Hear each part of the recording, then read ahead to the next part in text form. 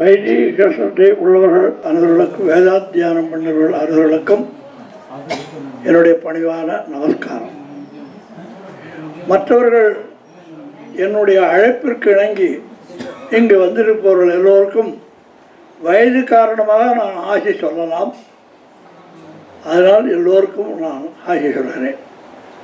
என்னுடைய சிறிய அழைப்பை வேண்டி எல்லோரும் வந்ததற்கு மிக நன்றி. இன்று நமது முன்பாக ராஜகோபால கர்மாஷல் அவர்கள் ரொம்ப முக்கியமான ஒரு சப்ஜெக்ட், நாம் எல்லோரும் தெரிஞ்சிக்க வேண்டிய ஒரு சப்ஜெக்ட், அறிஞ்சிக்க வேண்டிய ஒரு சப்ஜெக்ட், அதை இப்போ உபன்யாசம் செய்ய போகிறார்கள். மகாபரிவாள் 1942 வேத பரிபாலன சபை என்பதை ஆரம்பித்தார்கள். ஏன் ஆரம்பித்தார்கள் அப்படின்னு கேட்டா, சொல்லலாம் இல்லையா, ஒரு தகப்பனார் பையனை அவர் முன்னால் போகும்போது உனக்கு என்ன கோத்திரம்னு அப்பாவை கேட்டாராம், பிள்ளைய உனக்கு என்ன கோத்திரம்னு கேட்டாராம். 2 பேரும் முடிச்சாலாம். என் கோத்திரம் தான் பிள்ளைக்குன்னு சொல்ல தெரியல. திடீர்னு மகாபெரியார் ரொம்ப ஆச்சரியம், என்ன இந்த மாதிரி ஒரு நிலைமை வந்துடுத்தேன், பிராமணர்களுக்குள்ள கோத்திரம் என்ன அப்பா பிள்ளைக்கு தெரியலையே, ரொம்ப ஆபத்து வந்துடுத்து. இதுக்கு அவசரமாக நடவடிக்கை எடுக்க வேணும்னா மாயவரத்தில் சில நல்ல படித்தவர்கள் இருந்தார்கள், மற்றபடி கும்பகோணத்தில் இருந்தார்கள். இவர்கள் எல்லோரையும் கூப்பிட்டு இந்த மாதிரி வேத தர்ம சாஸ்திர பரிபாலன சபை என்பதை ஆரம்பித்து அது நீண்ட நாட்கள் நடந்து கொண்டிருந்தது. அந்த வேத தர்ம சாஸ்திர பரிபாலன சபையில் சப்ஜெக்ட் சந்தியாவதனத்தை பற்றி யார் பேசுறது, சாந்தத்தை பற்றி யார் பேசுறது, விவாகத்தை பற்றி யார் பேசுறது என்பதை எல்லாம் மகாபரிவாளே சொல்லணும்.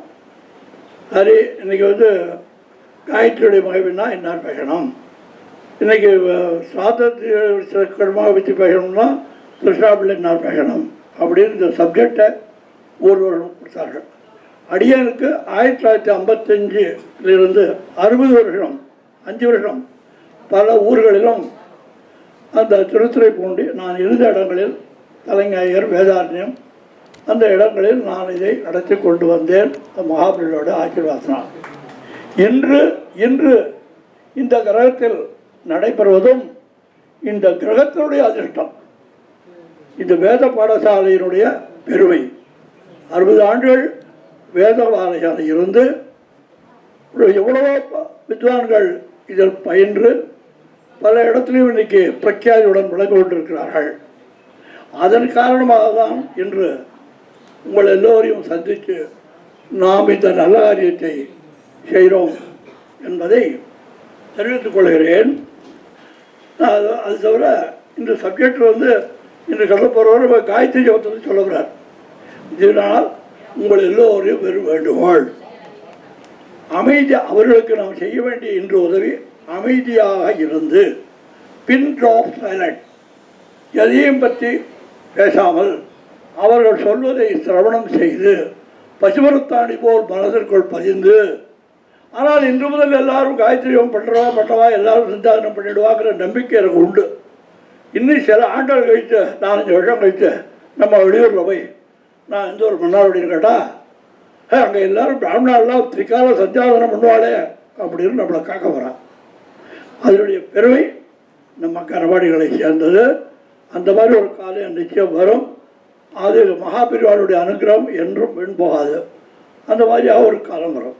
2வதாக சங்கர மடத்துக்கும் எங்கள் குடும்பத்துக்கும் ஒரு சம்பந்தம் உண்டு. இது இங்கே இருக்கிறவர்கள் யாருக்கும் தெரியாது.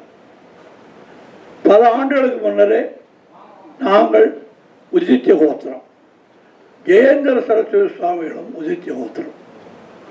அந்த ஒரு பட்டம் பெற்ற பிறகு நாம் ரொம்ப சந்தோஷப்பட்டேன். நம்ம கோத்திரத்தில் ஒருவர் இது மாதிரியாக ஒரு மடாதிபதியாக வந்திருக்காரு அப்படின்னு. இப்போ பழைய குருவை நினைத்து அவர் செய்த காரியத்தை சில காலங்கள் நின்று போயிருந்தாலும் தன்னுடைய கடமை என்று ஜெயேந்திர சரஸ்வதி சுவாமிகளும் விஜயேந்திர சரஸ்வதி சுவாமிகளும் இதை எப்படியாவது புனருத்தாரணம் பண்ண வேண்டும், இதை ஆரம்பிக்க வேண்டும். நடந்த காலத்தில் 4 நாள்கள் இந்த வேத பரிபாலன சபை ஒரு ஊரில் நடக்கும். 4வது நாள் ஆவகந்தி ஹோமம் என்ற ஒரு ஹோமம் உண்டு. அந்த ஆவகந்தி ஹோமத்துக்கு ஒன்றும் செலவு கிடையாது. 1/2 டம்ளர் நெய் 2 அரளையை வச்சுக்கிட்டு ஹோமம் பண்ண வேண்டியது. ஆனால் அதனுடைய பலனோ மறையானது. இது எல்லாருக்கும் மறந்து போச்சு. அந்த மாதிரியான நடந்து மகாபெரிவாளுடைய அனுகிரகத்தினால இவா 2 பேரும் தன்னுடைய குருவினுடைய நான் எல்லாரும் சொல்ல நான் கனவை நினைவாக்குகிறேன் என்று சொல்கிறார்கள். அதை நம்ம மடாதிபதிகள் 2 பேரும் அவர் கண்ட கனவை நினைவாக ஆக்கிவிட்டார்கள் இதை ஆரம்பித்ததன் மூலமாக. ஆனால் இது ரொம்ப 2 நாட்களுக்கு நின்று போனது. மறுபடியும் துவங்கப்பட்டிருக்கிறது. இது நன்றாக நடக்கும், நன்றாக நடைபெற வேண்டும். நம்முடைய ராஜகோபால கனவாடி அவர்கள் ரொம்பவும் அதிகமாக படித்தவர். அவர் இன்று விரும்புவது எல்லோரும் சைலண்டாக சவரணம் பண்ணி வேறு பேச்சில்லாமல் கேட்க வேண்டும் என்பதுதான் அவளுடைய முக்கியமான கோரிக்கை. அதுவர அதனால் எல்லாம் இப்போ ஊரில் அங்கே வந்திருக்கிற எல்லோருக்கும் எங்களுடைய வேண்டுகோளுக்கு இணங்கி வந்திருக்கிற ஆளுக்கெல்லாம் என்னுடைய நன்றியை தெரிவித்துள்ளேன். பல பவித்திரமான பாரத தேசம், அந்த பாரத தேசத்திலே இந்த அம்மா வைத்த சதா தர்மத்தை ஒரு பின்பற்றக்கூடிய ஒரு சமுதாயத்தை பிறந்திருக்கோம். மாமா வேத தர்ம சாஸ்திர பரிமாற்றத்தை எல்லாம் சொல்லிட்டார். அதனுடைய ஒரு தொடர்ச்சியாக இரு மணியனும் மனதில் கொண்டு இந்த காலவர்த்தமான விதேசத்தை மனத்தில் கொண்டு இந்திரதி கதையில் இருக்கக்கூடிய ஒரு உலகத்தை கொண்டு கருத்தில் மனத்தில் கொண்டு எல்லா குடியிருப்புகளையும் சென்னையில் உள்ள எல்லா குடியிருப்பிலும் அதை தவிர மற்ற இடங்களிலும் இந்த வேததர்ம சாஸ்திர பரிபாலன சபையின் அங்கமாக 2வது வேததர்ம சாஸ்திர பரிபாலன சபை விசேஷ உபன்யாச கமிட்டி என்று ஜெயவட்சத்தில் ஆரம்பித்து 3 இளைஞர்கள் இந்த காலத்திற்கு ஏற்றாப்போல் 3 இளைஞர்களை போட்டு அதை ஆரம்பித்து வைத்தார்கள். இன்றைக்கு ஒரு மகிழ்ச்சியான செய்தி, 80 உபன்யாசம் சென்னையில் முடித்துக்கொண்டு 21வது உபன்யாசம் அவுட் ஸ்டேஷன், அதாவது மற்ற ஊர்களில் 101வது உபன்யாசம் நடக்கிறது. அதில் மதிப்புக்கும் மரியாதைக்கும் உரிய வித்வான் ஸ்ரீ நளின கணபாடிகள் அவர்கள் பேச இருக்கிறார்கள். எம் பிரம்மா வருணேந்திர ருத்ர மருதஸ்துன்வந்தி திவ்யைஸ்தவைஹி வேதைஹி சாங்கபதக்ரமோபனிஷதைஹி காயந்தி யம் சாமகாஹ ध्यानावस्थित तद्गतेन मनसा पश्यन्ति यं योगिनः यस्यान्तं न विदुः सुरासुरगणाः देवाय तस्मै नमः. श्रुतिस्मृतिपुराणानाम् आलयं करुणालयं नमामि भगवत्पादं शङ्करं लोकशङ्करं सदाशिवसमारम्भां शङ्कराचार्यमध्यमाम् अस्मदाचार्यपर्यन्तां वन्दे गुरुपरम्पराम्. சம்பகாரண்யம்னு சொல்லக்கூடிய புண்ணியமான க்ஷேத்திரம், மன்னார்குடியினுடைய பெருமை. பாரத தேசமே புண்ணிய பூமி. அதிலும் இந்த சம்பகாரண்ய க்ஷேத்திரத்துக்குன்னு ஒரு தனி மகிமைகள். சம்பகாரண்ய மகாத்மியங்கள்லாம் ஸ்காந்த புராணத்தில் விஸ்தாரமாக சொல்லப்படுறது. ராஜகோபாலங்கிற திருநாமத்தோடு கூட பரவாசுதேவன் இந்த ஊரில் அனுகிரகம் பண்ணுறார். வாசுதேவ ஸ்வரூபமாக பகவான் இருக்கார். நாரதாச்சாரியர் சின்ன வயசில் 5 வயசு குழந்தையாக இருந்தபோது பூர்வ ஜென்மாவில் சன்னியாசிகளுக்கெல்லாம் சுஷ்ரூஷை பண்ணினார். நிறைய சன்னியாசிகள் அந்த ஊருக்கு வந்திருந்தா சாதுர்மாசியங்களை அனுஷ்டானம் பண்ணேன். 4 மாத காலங்கள் ஒரு இடத்துல தங்கி சாதுர்மாசிய விரதத்தை அனுஷ்டானம் பண்ணுவார்கள். அந்த சமயத்தில் அவர்களுக்கெல்லாம் பணிவிட பண்ணுறதுக்காக 5 வயசு குழந்தைய அவள் அம்மா அனுப்புகிறா. நாரதாச்சாரியருடைய பூர்வ ஜென்ம சரித்திரம் அவரே வாக்குனால சொல்கிறார். நாரதரே, அப்பா சின்ன வயசுலேயே காலமாயிட்டார். அம்மா ஒண்டி தாசிய கிங்கரியா வேலைக்காரியா இருக்கா. பல கிரகங்களில் போய் கிரக கிருத்தியங்கள்லாம் பண்ணி கொடுத்து வஸ்திர சோதனங்கள்லாம் பண்ணி பாத்திர சோதனங்கள் பாத்திரங்கள் தேய்க்கிறது, வஸ்திரங்கள்லாம் துணிமணி துவைக்கிறது, பெருக்கி துடைக்கிறது பண்ணிட்டு இருக்கான். இந்த 5 வயசு குழந்தையே எங்கேயாவது ஒப்படைக்கணும், பத்திரமா பார்த்துக்கணுமேங்கிறதுக்காக அந்த ஊரில் 4 மாத காலங்கள் சாதுர்மாசியத்துக்காக சன்னியாசிகள்லாம் வந்து தங்கியிருக்கா. இந்த குழந்தைய கொண்டு அவகிட்ட ஒப்படைச்சு, அப்பா வந்திருக்கிறவாள்லாம் பெரியவர்கள், மகான்கள், நிறைய படித்தவர்கள், அவர்கள் என்ன கேட்குறார்களோ பண்ணி கொடு. சுஷ்ரூஷைன்னு சொன்னால் ஸ்ரோது மிச்சா, அவர்கள் என்ன சொல்கிறாருன்னு கவனமாக இருந்துன்னு சொன்னதை நடத்தி கொடு அப்படின்னு ஒப்படைச்சுட்டு பல கிரகங்களில் போய் கிருத்தியங்கள் கவனிப்பா அம்மா. இவர் கூடவே இருந்து படிவிட பண்ணுறார். 4 மாத காலங்கள் பண்ணிட்டு இருக்கார். சன்னியாசிகள் சாதுர்மாசிய காலங்களில் பிரம்ம விசாரங்கள் பண்ணுவார்கள். பிரம்மசூத்திர பாஷ்யம், கீதா பாஷ்யங்கள், தசோபனிஷத் பாஷ்யங்கள்லாம் விசாரம் பண்ணின்னு பூர்வபட்ச சித்தாந்தங்களில் பேசின்னு இருப்பார்கள். இந்த குழந்தைக்கு ஒன்றுமே புரியாது. ஏதோ ஒருத்தருக்கு பேசின்னு இருக்கான்னு வெறும்னே வெளியில் போகிறதுக்கும் விவரம் தெரியாத வயசு, 5 வயசு குழந்தை. கட்டடத்தில் விட்டு வெளியில் போக முடியாதுங்கிற ஒரு நிர்பந்தத்தில் மாட்டின்னு உட்காந்துட்டு எல்லா சப்தத்தையும் காதில் வாங்கின்னு உட்காந்துருக்கு. இப்போ பல பேர் உபன்யாசத்தில் அது மாதிரி தான் மாட்டின்னு இருப்பா, வெளியில் போக முடியாது. உள்ள வந்தாச்சு.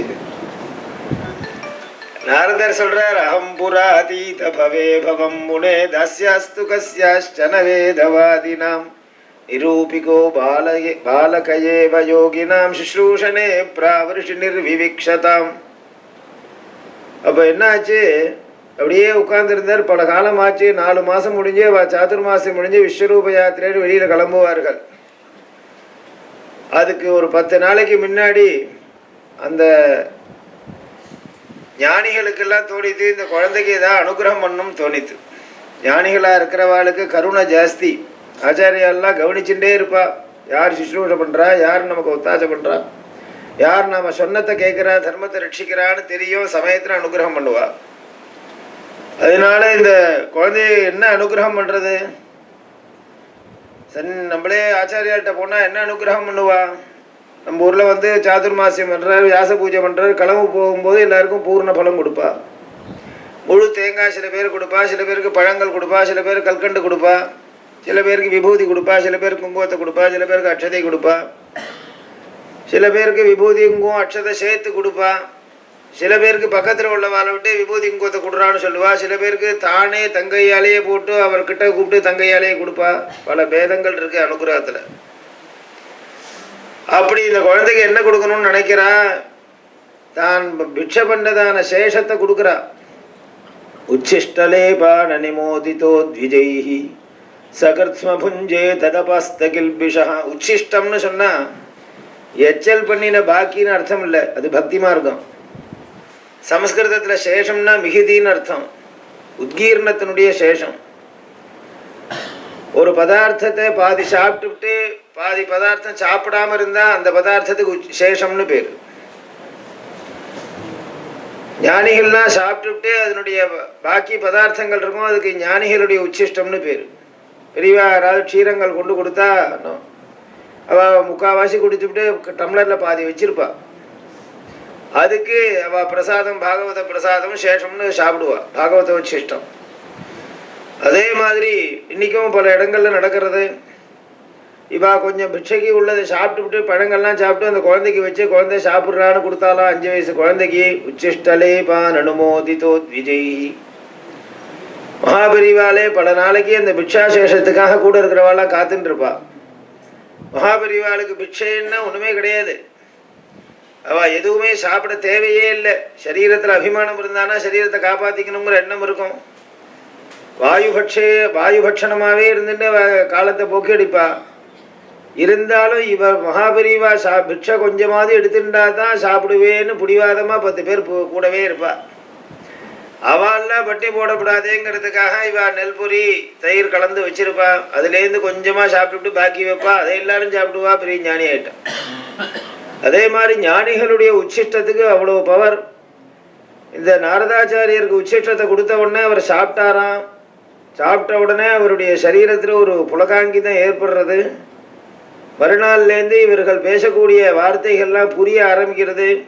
அந்த சாஸ்திரார்த்தங்கள்லாம் தன்னாலேயே இந்த 5 வயசு குழந்தைக்கு புரிய ஆரம்பிச்சிருது.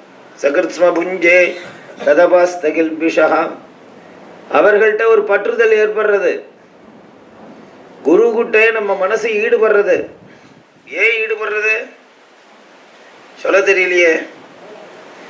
ஏண்டா உனக்கு அந்த ஆச்சாரியால பிடிக்கிறது அப்படின்னு ஒருத்தர் நம்ம கிட்ட கேட்டா என்ன பதில் சொல்றது? இல்லை அவர் எனக்கு குடும்பத்துக்கு அது பண்ணார் இது பண்ணா அதெல்லாம் காரணம் இல்லை. ஏன் நீ அவரை பிடிச்சிட்டு இருக்கேன்னு கேட்டா என்ன பதில்? என்ன ஒருத்தருக்கும் சொல்ல தெரியாது. தெரியல, என்னமோ என் மனசு ஈடுபடுறது. உனக்கே அந்த சுவாமி ஒண்டி பிடிக்கிறது, நீ ஏன் அந்த கோவிலையே கட்டிட்டு சுத்தின்னு இருக்கேன்னு ஒருத்தர் கேட்பார். தெரியலையே, என் மனசு அந்த கோவிலில் தான் ஈடுபடுறது. எனக்கு திருப்பதியில் தான் ஈடுபாடு, எனக்கு மன்னார்குடியில் தான் ஈடுபாடு, எனக்கு வரகூரில் தான் ஈடுபாடு. ஒவ்வொருத்தரும் ஒன்று ஒன்று சொல்கிறான். அதே மாதிரி ஆச்சாரியால்ட்டையும் எனக்கு அந்த ஆச்சாரியால் பிடிக்கும், எனக்கு குருன்னா நான் இவரை வச்சுருக்கேன், இவர் தான் எனக்கு பிடிக்கிறது. கேட்டால் என்ன பதில் தெரியல. என்ன பதில்னா இதே கேள்வி தான் கேட்குறான் ஹிரண்யகசிபு பிரகலாதன்ட்ட. பிரகலாதா, நீ இப்போ நாராயணன் நாராயணன்னு சொல்கிறையே, நாராயணன்ட்ட மனசை செலுத்தணும், நாராயணனுடைய நாமாவை சொல்லணும், உனக்கு யாரா சொல்லி கொடுத்தா? உத்தரம் சொல்லி கொடுக்கல. உத்தரம் சொல்லி கொடுக்கலன்னா உன் மனசு திருப்பி திருப்பி ஏன்னா நாராயணனே நினைச்சுட்டு இருக்கு அப்படின்னு ஹிரண்யகசிபு கேட்டார். தகப்பனார் பதில் சொல்ல தெரியல. சொல்லி கொடுக்குற வாத்தியார் சண்டாம இருக்கிற பெரம்ப வச்சுன்னு மிரட்டுற. பிரகலாதா சொல்லு, உன் மனசையே பகவான்கிட்ட இந்த பகவானை பிடிச்சுட்டு இருக்கு, காரணம் என்னன்னு பிரகலாதன் தான் கரெக்டாக சொன்னார் பதில். என்னன்னார், காந்தம் இருக்கு, பக்கத்துல இரும்பு இருக்கு. இரும்புங்கிறது ஜட வஸ்து, வெறும் இரும்பு கம்பி. அதுக்கு ஏதாவது உயிர் சக்தி உண்டா, வைப்ரேஷன் உண்டா? வெறும்னு இருக்கு, ஜடம் மாதிரி இருக்கு. ஆனா காந்தம் பக்கத்துல வந்து மேக்னெட்டிக் பக்கத்துல வந்த உடனே இந்த இரும்பு கிடு கிடு கிடுன்னு இந்த குண்டூசி நகர்ந்து நகர்ந்து துள்ளி குதிச்சு எழும்பி எழும்பி நகர்ந்து நகர்ந்து போய் ஒட்டிக்கிறது.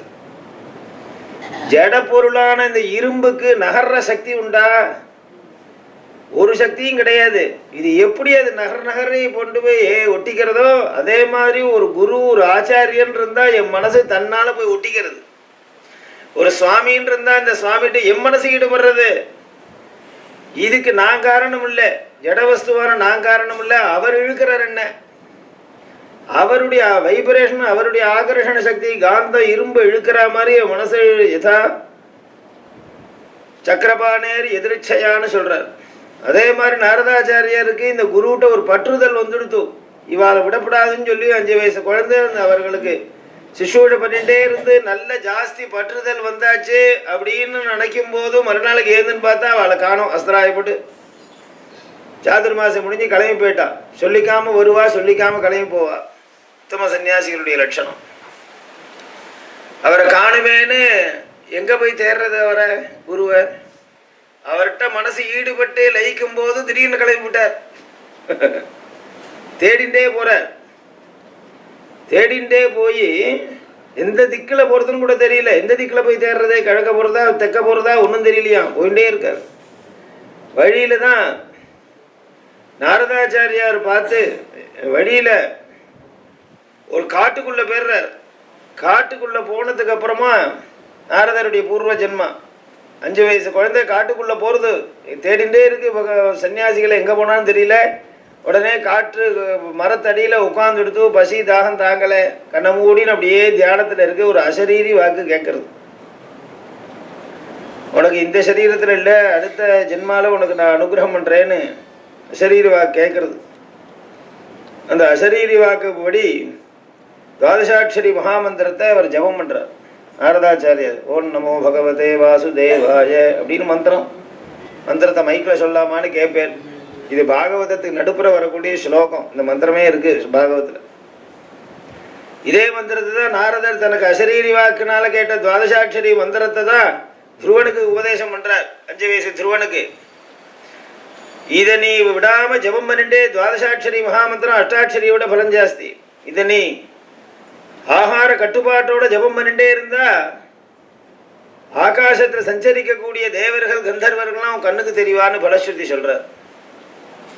அப்படி அந்த துவாதசாட்சரி மகாமந்திரம் மூலமா அவர் சித்தி அடைஞ்சு மறுஜன்மால பிரம்மாவனுடைய மானசீக புத்திரராக நாரதாச்சாரியர் வந்து அவர் சொல்றார், இப்போ நான் வீணையை மீட்டினேன்னு சொன்னால் பகவான் எனக்கு அனுகிரகம் பண்றார், காட்சி கொடுக்குறார். அவ்வளவு பலம். அந்த துவாதசாட்சரி மகாமந்திரம்னு சொல்லக்கூடிய அந்த மந்திர பிரதிபாத்தியமான தேவதை தான் இந்த ஊரில் பிரகாசிக்கிற ராஜகோபால சுவாமி. அதனால தான் எந்த ஊருக்கும் இந்த மாதிரி கிடையாது. அஷ்டாட்சரி மந்திரம்ங்கிறது 108 திவ்ய தேசத்தையும் சொல்லும். அஷ்டாட்சரி மகாமந்திரம் ரொம்ப முக்கியம். அவளுக்கு 108 திவ்ய தேசத்தில் சேராது. இது அபிமான க்ஷேத்திரம். 108 வச்சிருக்கா கணக்கு. அது சேராத பல க்ஷேத்திரங்கள் இருக்கு. அதில் இது அதனாலதான் இது பரவாசுதேவ க்ஷேத்திரம். இதைத்தான் பகவான் சொல்றார் கீதையில, வாசுதேவ சர்வமிதி சமஹாத்மாசு துர்லபா. சர்வம் வாசுதேவமயம்னு நினைக்கணும். சர்வம் பிரம்மமயம் இல்ல. சர்வம் பிரம்மமயம்ங்கிறது ஞானிகளுடைய சொரூபம். வாசுதேவ சர்வமிதி சஹா மகாத்மா சுதுர்லபா. சர்வம் வாசுதேவமயம். எங்க பார்த்தாலும் ராஜகோபால சுவாமி தான் இருக்கார். வாசுதேவ ஸ்வரூபமா இருக்குன்னு ஒருத்தன் நினைச்சுட்டா அவனுக்கு முக்திங்கிறார் இல்லையா? அந்த சம்பகாரண்யத்துல உட்கார்ந்துட்டு தான் அவர் இந்த வாசுதேவ மந்திரத்தை சித்தி பண்றார். அப்படிப்பட்ட புண்ணியமான க்ஷேத்திரங்கள் ராஜகோபால சுவாமி பிரகாசிக்கிறார். அதனால இந்த ஊர் பெரிய ஒரு புண்ணிய பூமியா பிரகாசிக்கிறது. நல்ல நதி ஓடக்கூடிய தீர்த்த க்ஷேத்திரம். நிறைய புண்ணிய புருஷர்கள் வாழ்ந்ததான க்ஷேத்திரங்கள். சாஸ்திரத்திலேயே அத்வைத சாஸ்திர ஸ்தாபகாச்சாரியராக இருக்கக்கூடிய மன்னார்குடி பெரியவான்னு தான் சொல்லுவா. அவரை பெரிய ராஜு சாஸ்திரியர்னு பேரை கூட சொல்ல மாட்டா. மகாமகோபாத்தியாயா. தியாகராஜ மகின்னு சொல்லக்கூடிய அவர், மகம்னா யாகம். யாகம் பண்ணவருக்கு யஜ்ஜுவான்னு வடக்கெல்லாம் பேர் வச்சுப்பா. இந்த பக்கம்லாம் மகின்னு சொல்லுவா. தட்சிண தேசத்தில் நிறைய யஜ்யங்கள்லாம் பண்ணியிருக்கார். கர்மபூமியாக பிரகாசிக்கிறது. சாஸ்திரஜால் எத்தனை பேர் இந்த ஊரில் வந்து சாஸ்திரங்கள் வாசிச்சிருக்கா அவர்கிட்ட. நூற்றுக்கணக்கான பேர் வந்து அங்கங்கே தங்கி தங்கி பெரிய ஒரு பல்கலைக்கழகம் மாதிரி அவர் இருந்திருக்கார். தியாகராஜ சாஸ்திரிகள் ராஜுஷ மகாமகோபாத்தியாயா ஆத்துல அவருக்கு தெரியாத சாஸ்திரமே கிடையாது. சத்தரிசனம் தெரியும். அப்படி வாசியதான புண்ணிய பூமி. நிறைய இந்த அண்ணாசுவாமிங்கர் அவ ட்ரஸ்டில் நிறைய பரீட்சைகள்லாம் வச்சு சதுர்வேத சதஸெல்லாம் நடந்துட்டுருக்கு. 1987 இந்த ஊரில் நான் வந்து பரீட்சை கொடுத்தேன். கிட்டத்தட்ட 30 வருஷம் ஆகுது. 85, 95, 105, 30 வருஷம் ஆயிடுது. 1986 தேசிகர் மாமாட்ட வந்து கன பரீட்சை கொடுத்தேன். நான் கனாந்தை முடிச்சுவிட்டு இந்த ஊரில் தான் நான் வந்து பரீட்சை கொடுத்து இந்த சர்டிஃபிகேட் வச்சு தான் நான் இந்த ஊரில் 2 விதமாக பரீட்சை. அவளுடைய பரீட்சை ஸ்மார்த்தாளுக்குன்னா கொஞ்சம் 2 எக்ஸ்ட்ரா சப்ஜெக்டு. அவள் வைஷ்ணவர்களுக்குன்னா கொஞ்சம் சாமானிய சப்ஜெக்ட். அதாவது கணம் வெறும் கணம் அவளுக்கு. வைஷ்ணவ ஸ்மார்த்தா வந்தால் வெறும் கணம் சொல்லக்கூடாது. லட்சணம்ங்கிற ஒரு சாஸ்திரத்தை வாசிச்சுட்டு சலட்சண கணம் தான் இங்கே அவளுக்கு பரீட்சை. அதனால் நான் சலட்சண கணத்துக்கு வந்தேன். அதுக்கப்புறம் இந்த ஊர் சர்டிஃபிகேட் வச்சுட்டு பண்ணின்றதுக்கு இந்த ஊருக்கு வரதுக்கு சான்ஸே இல்லை. 2 வருஷம் முன்னாடி என்னுடைய பையன் கணம் தான் அத்தியனம் பண்ணிவிட்டு இதே ஊரில் பரீட்சை கொடுக்குறான்னு வந்தான். அந்த சமயம் கூட நான் வர முடியல. புண்ணியமான பூமியிலே 60 வருஷங்கள் வேத பாடசாலைகள் நடந்து புண்ணியமான பூமியிலே இந்த வேதம் அதனால இந்த ஊரில் ஒருத்தர் வசிக்கிறார் அப்படின்னு சொன்னால் அவளை பார்த்தாலே புண்ணியம், அவளை ஸ்மரித்தாலே புண்ணியம். அவ்வளவு இந்த புண்ணிய பூமியினுடைய க்ஷேத்திரங்கள். அவள் அந்த பூமியினுடைய மகிமையை உணர்ந்துட்டாளா இல்லையான்னு தெரியல. உத்தமமான வைதிக பிராமணர்களாக வாழ்ந்ததான பூமி. ஆச்சாரியால் பரமேஸ்வரனுடைய அவதாரமாக மகாபெரியவர்கள் பரமேஸ்வரனுக்கு ஆகம சாஸ்திரத்தில் 64 வடிவங்கள் சொல்லப்பட்டிருக்கு. ஆகம சாஸ்திரப்படி அமைச்சிக்கப்பட்ட கோவிலில் போய் பார்த்தா பரமேஸ்வரனை பல விதத்தில் விக்கிரகங்கள் வச்சிருப்பா. ஒவ்வொரு விக்கிரகத்துக்கும் ஒரு பேர். சோமாஸ்கந்தர்னு ஒரு மூர்த்தி, சந்திரசேகரர்னு ஒரு மூர்த்தி, தலையில் சந்திரனை வச்சுட்டு தனியாக இருப்பார். பிக்ஷாட்டனர்னு ஒரு மூர்த்தி, கையில் பிக்ஷா பாத்திரம் எடுத்துட்டு உற்சவங்கள்லாம் வராரு. சோமாஸ்கந்தருங்கிறவர் பார்வதி பரமேஸ்வரன் நடுப்புற ஸ்கந்தர் இருப்பார். இதே மாதிரி பல மூர்த்தங்கள் இருக்கு. மொத்தம் 64 வடிவங்கள் சொல்லப்பட்டிருக்கு பரமேஸ்வரனுக்கு. ஆனால் வேதங்களில் ஒரே ஒரு விதமாக பரமேஸ்வரனை வர்ணிக்கிறது. வேதம் பூரா ருத்ரம்னு ஒரு பகுதி. எல்லாருக்கும் தெரியும் ஸ்ரீருத்ரம். அந்த ஸ்ரீருத்ரத்துல பூரா பரமேஸ்வரன் எப்படி இப்படிலாம் காட்சி கொடுக்கிறார்னு வர்ணிக்கக்கூடிய பகுதி. நமோ ஹிரண்யபாகவே சேனான்யே திசாஞ்சபதஜே நமஹ அப்படின்னு ஆரம்பிச்சு 300 சொச்ச வடிவுல பரமேஸ்வரன் காட்சி கொடுக்குறான்னு சொல்றது. அது பரமேஸ்வரா நீ சட்டிப்பானை பண்றவனா இருக்க, குதிரையா இருக்க, குதிரையை ஆட்டி வைக்கிறவனா இருக்க, அஸ்வேபியா அஸ்வபதிபியா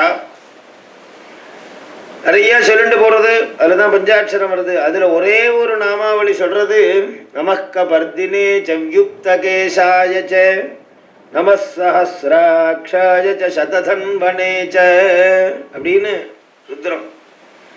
கபர்தினே ச கபர்தி ஸ்வரூபமா இருக்கிற பரமேஸ்வரா உனக்கு ஒரு நமஸ்காரம். நமக்க பர்தினே ச யுக்த கேசாய ச நமஹ. கபர்தி பரமேஸ்வரனுக்கு பெருமையே தலையில இருக்கக்கூடிய ஜட்டை. கரு கரு கருன்னு நிறைய கேசங்கள் வளர்ந்துருக்கு பாருங்க. ஜட்டாதாரி, ஜட்டாதரன்னு பேரு. ஏன்னா அதுல ஏகப்பட்ட சாமான தேக்கி வச்சிருக்காரு அவர். ஒரு அம்மால வேற குடி வச்சுட்டு இருக்காரு, கங்கைய சந்திரனை வச்சுட்டு இருக்காரு. ஏகப்பட்ட பேர் இருக்கா. அந்த ஜட்டை தான் அவருக்கு ரொம்ப முக்கியம். யார் தலை நிறைய கேசங்களோட ஜட்டைகளோட பிரகாசிக்கிறாரோ அவருக்கு கபர்தின்னு பேரு. கபர்தி ஜட்டாஜூட்டா அமரகோஷம். ஜட்டை நிறைய யாருக்கு இருக்கோ அவனுக்கு கபர்தின்னு பேரு. பரமேஸ்வரா நீ ஜட்டாதரனாக கங்காதரனாக பிரகாசிக்கிறையே, அப்படிப்பட்ட உன்னுடைய ஸ்வரூபத்துக்கு ஒரு நமஸ்காரம்னு சொல்லிது.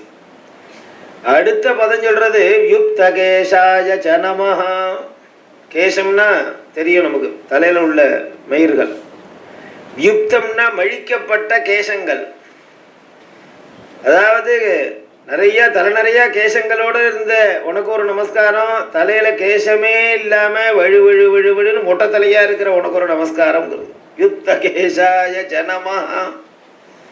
ஆகம சாஸ்திரம் பூரா பரட்டி பார்த்தாலும் மொட்டை அடிச்சுட்டு இருக்கிற பரமேஸ்வரனை எங்கேயாவது போட்டோல நம்ம பார்க்க முடிகிறதா, விக்கிரகத்துல பார்க்க முடிகிறதா? எங்க பார்க்க முடியுது? யுக்தஹா கேசஹா எஸ்ய சஹா. யுக்தம்னா மழிக்கப்பட்ட. அதாவது சில பேருக்கு கேசம் இருக்காது, தலையில கேசமே இருக்காது. அதுக்கு காரணம் வழுக்க.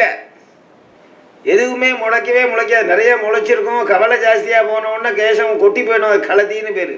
அப்படி இல்லை, கேசங்கள் இருந்து அந்த கேசங்கள் அகற்றப்பட்டிருக்கு அப்படின்னு அர்த்தம். யுக்த கேசம்னா இருந்த கேசம் மழிக்கப்பட்டிருக்குன்னு அர்த்தம். அப்படி எங்கேயா பரமேஸ்வரன் உண்டான்னு நமக்கு ஆச்சரியமா இருக்கும் இல்லையா? அதுதான் ஆதிசங்கர ஸ்வரூபம். இப்போ ஆதிசங்கரங்கிறவர் பரமேஸ்வரனுடைய அவதாரம். பரமேஸ்வரர் தான் ஆதிசங்கரா வந்தார்.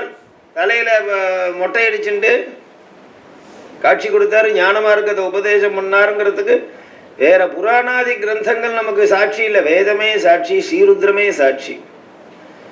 பரமேஸ்வரர் முக்த்வா மௌனான் வடபிடபினோ மூலதோ நிஷ்பதந்தி சம்போர் மூர்த்தி சரதி புவனே சங்கராச்சாரிய ரூபா. சம்புவனுடைய உருவம் தான் சங்கராச்சாரியங்கிற பெயர்ல லோகத்துல சஞ்சாரம் பண்றது. மௌனத்தை தியாகம் பண்ணிட்டு கல்லால மரத்துல அடியில் இருந்ததான தட்சிணாமூர்த்தி அவசரத்தில் இருந்த அவர் மௌனத்தை தியாகம் பண்ணிட்டு ஞான மார்க்கத்தை லோகம் பூரா பிரகாசம் பண்ணி தர்மத்தை உத்தாரணம் பண்றதுக்காக அவதாரம் பண்ணினார் அப்படின்னு சொல்றது. அப்படி அவதாரம் பண்ண ஆதிசங்கரர் தன்னுடைய காலத்துக்கு அப்புறமும் தர்மங்கள் தொடர்ந்து ஸ்தாபிக்கணும், தர்மோபதேசம் தேவைப்படணுங்கிறதுக்காக தன்னுடைய சிஷ்யர்கள்ல அங்கங்க ஸ்தாபனம் பண்ணிவிட்டு தானும் சர்வஜ பீட்டங்கள் ஏறினார்.